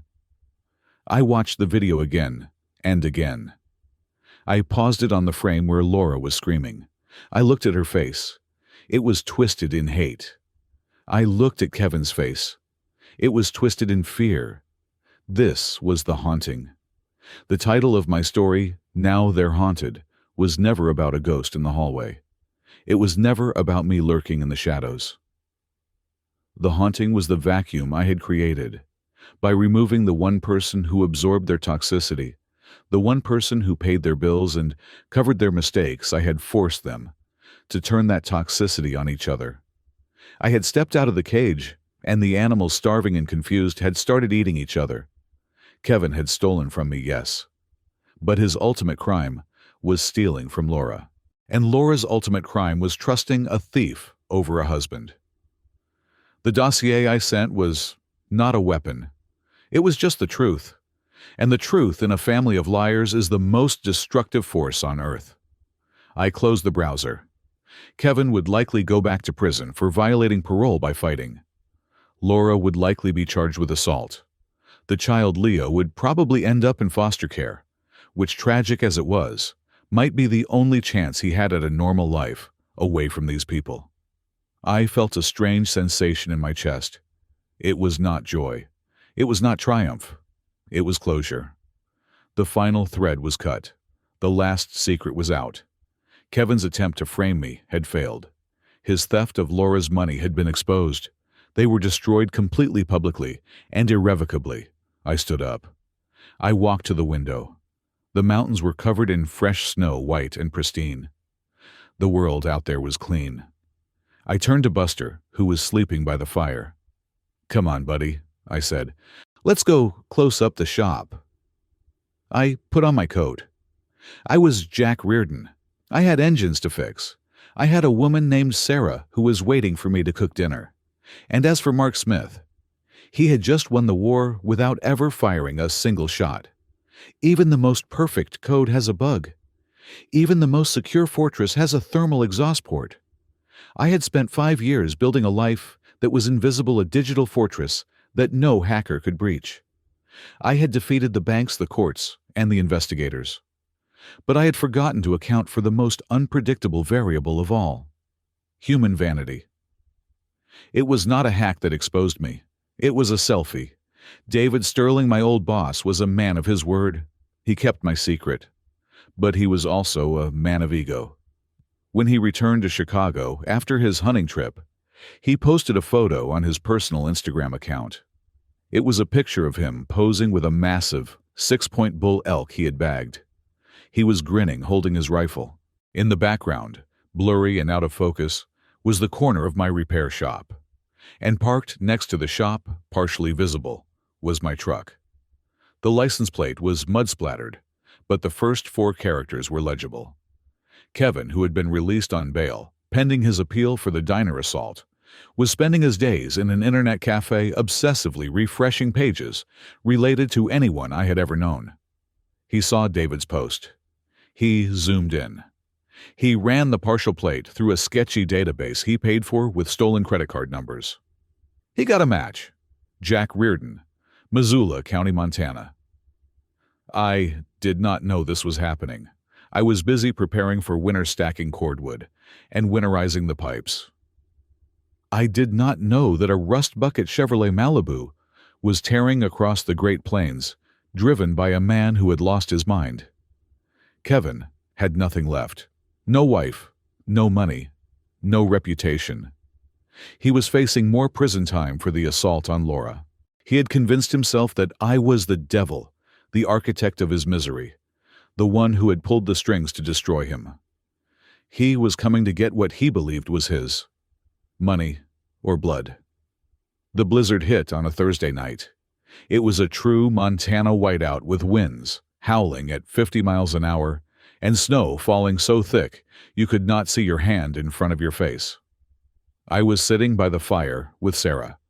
We were drinking wine, safe and warm. Then the perimeter alarm tripped. I had installed a complex array of motion sensors and pressure plates in the woods, surrounding my property a mile out. It was overkill, Sarah used to say. Tonight, it was a prophecy. I looked at the tablet mounted on the wall. A red dot was moving slowly up the access road. It was a vehicle struggling against the snow.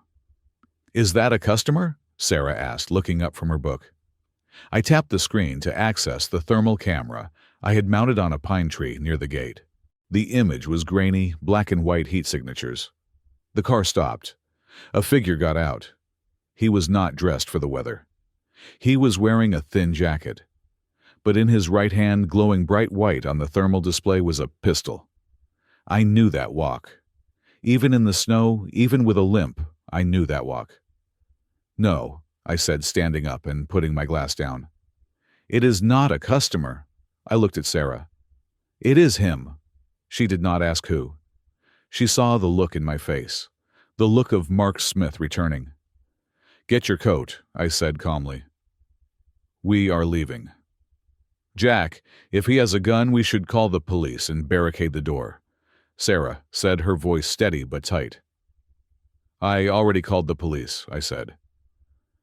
The silent alarm contacted the sheriff's department the moment he crossed the perimeter. "They are 20 minutes out, but we are not going to be here when he opens that door." "Why?" "Because he wants an audience," I said, putting on my heavy parka. "He wants to scream at me. He wants to blame me. He wants to pull that trigger and feel like he has won something. If I am here, even if I shoot him first, he wins. He gets the engagement. He gets the climax of his story." I grabbed her hand. "I am not going to give him an ending. I am going to give him nothing." We slipped out the back door into the howling dark. We did not take the truck. The engine noise would alert him. We put on snowshoes and hiked up the ridge behind the cabin. It was brutal, freezing work, the wind whipping ice crystals into our skin. We reached the observation point I had built years ago, a small hunting blind concealed in the rocks, 300 yards above the cabin. We settled in. I pulled out a pair of high-powered binoculars. Down below, the headlights of the Malibu cut through the storm. Kevin had abandoned the car. He was walking toward the cabin now. He was shouting something, but the wind tore the words away.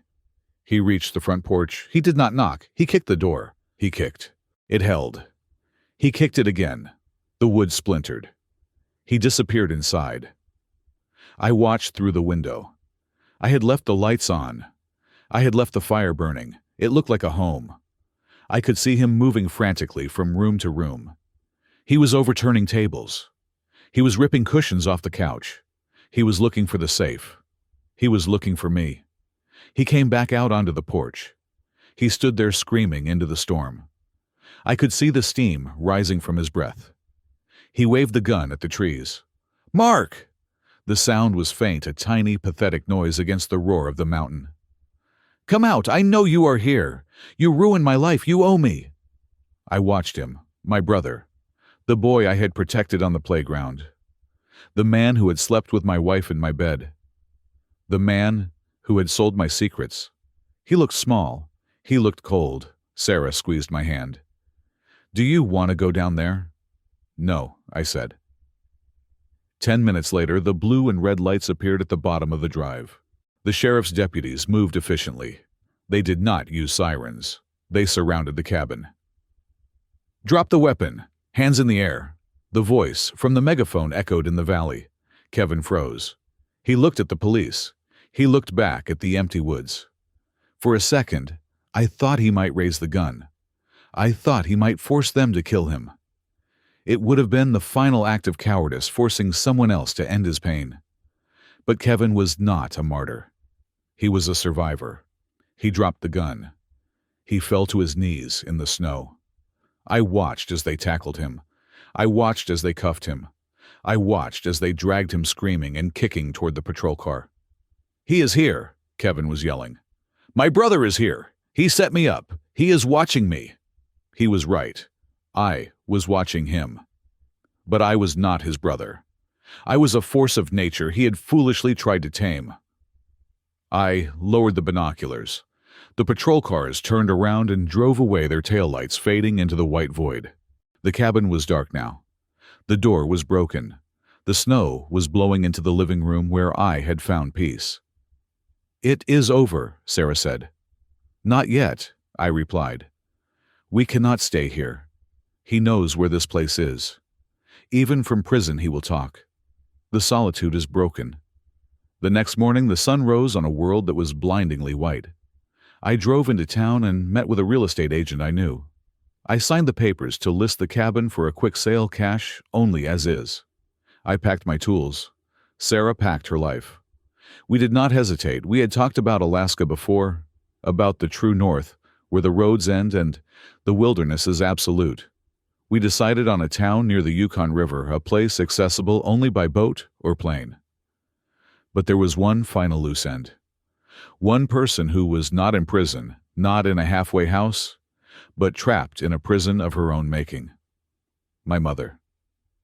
I sat down at the kitchen table one last time before we left. I took a piece of plain white paper. I took a pen. I thought about writing a manifesto.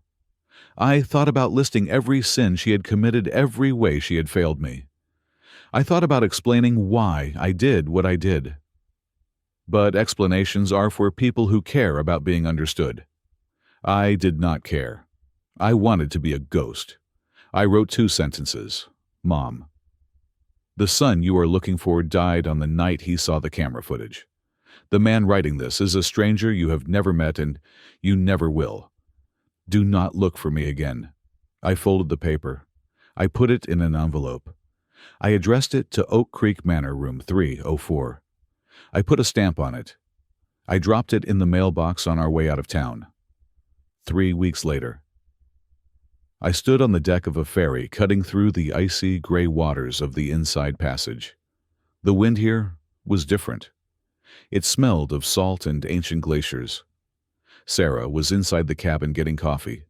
Buster was standing next to me, his nose twitching at the scent of the ocean. I reached into my pocket. I pulled out a keyring. It held the key to the cabin in Montana, the key to my old truck, and a small USB drive containing the last encrypted backups of my old life. I held them over the railing. I did not feel heavy. I did not feel sad. I felt weightless. I opened my hand. The keys fell.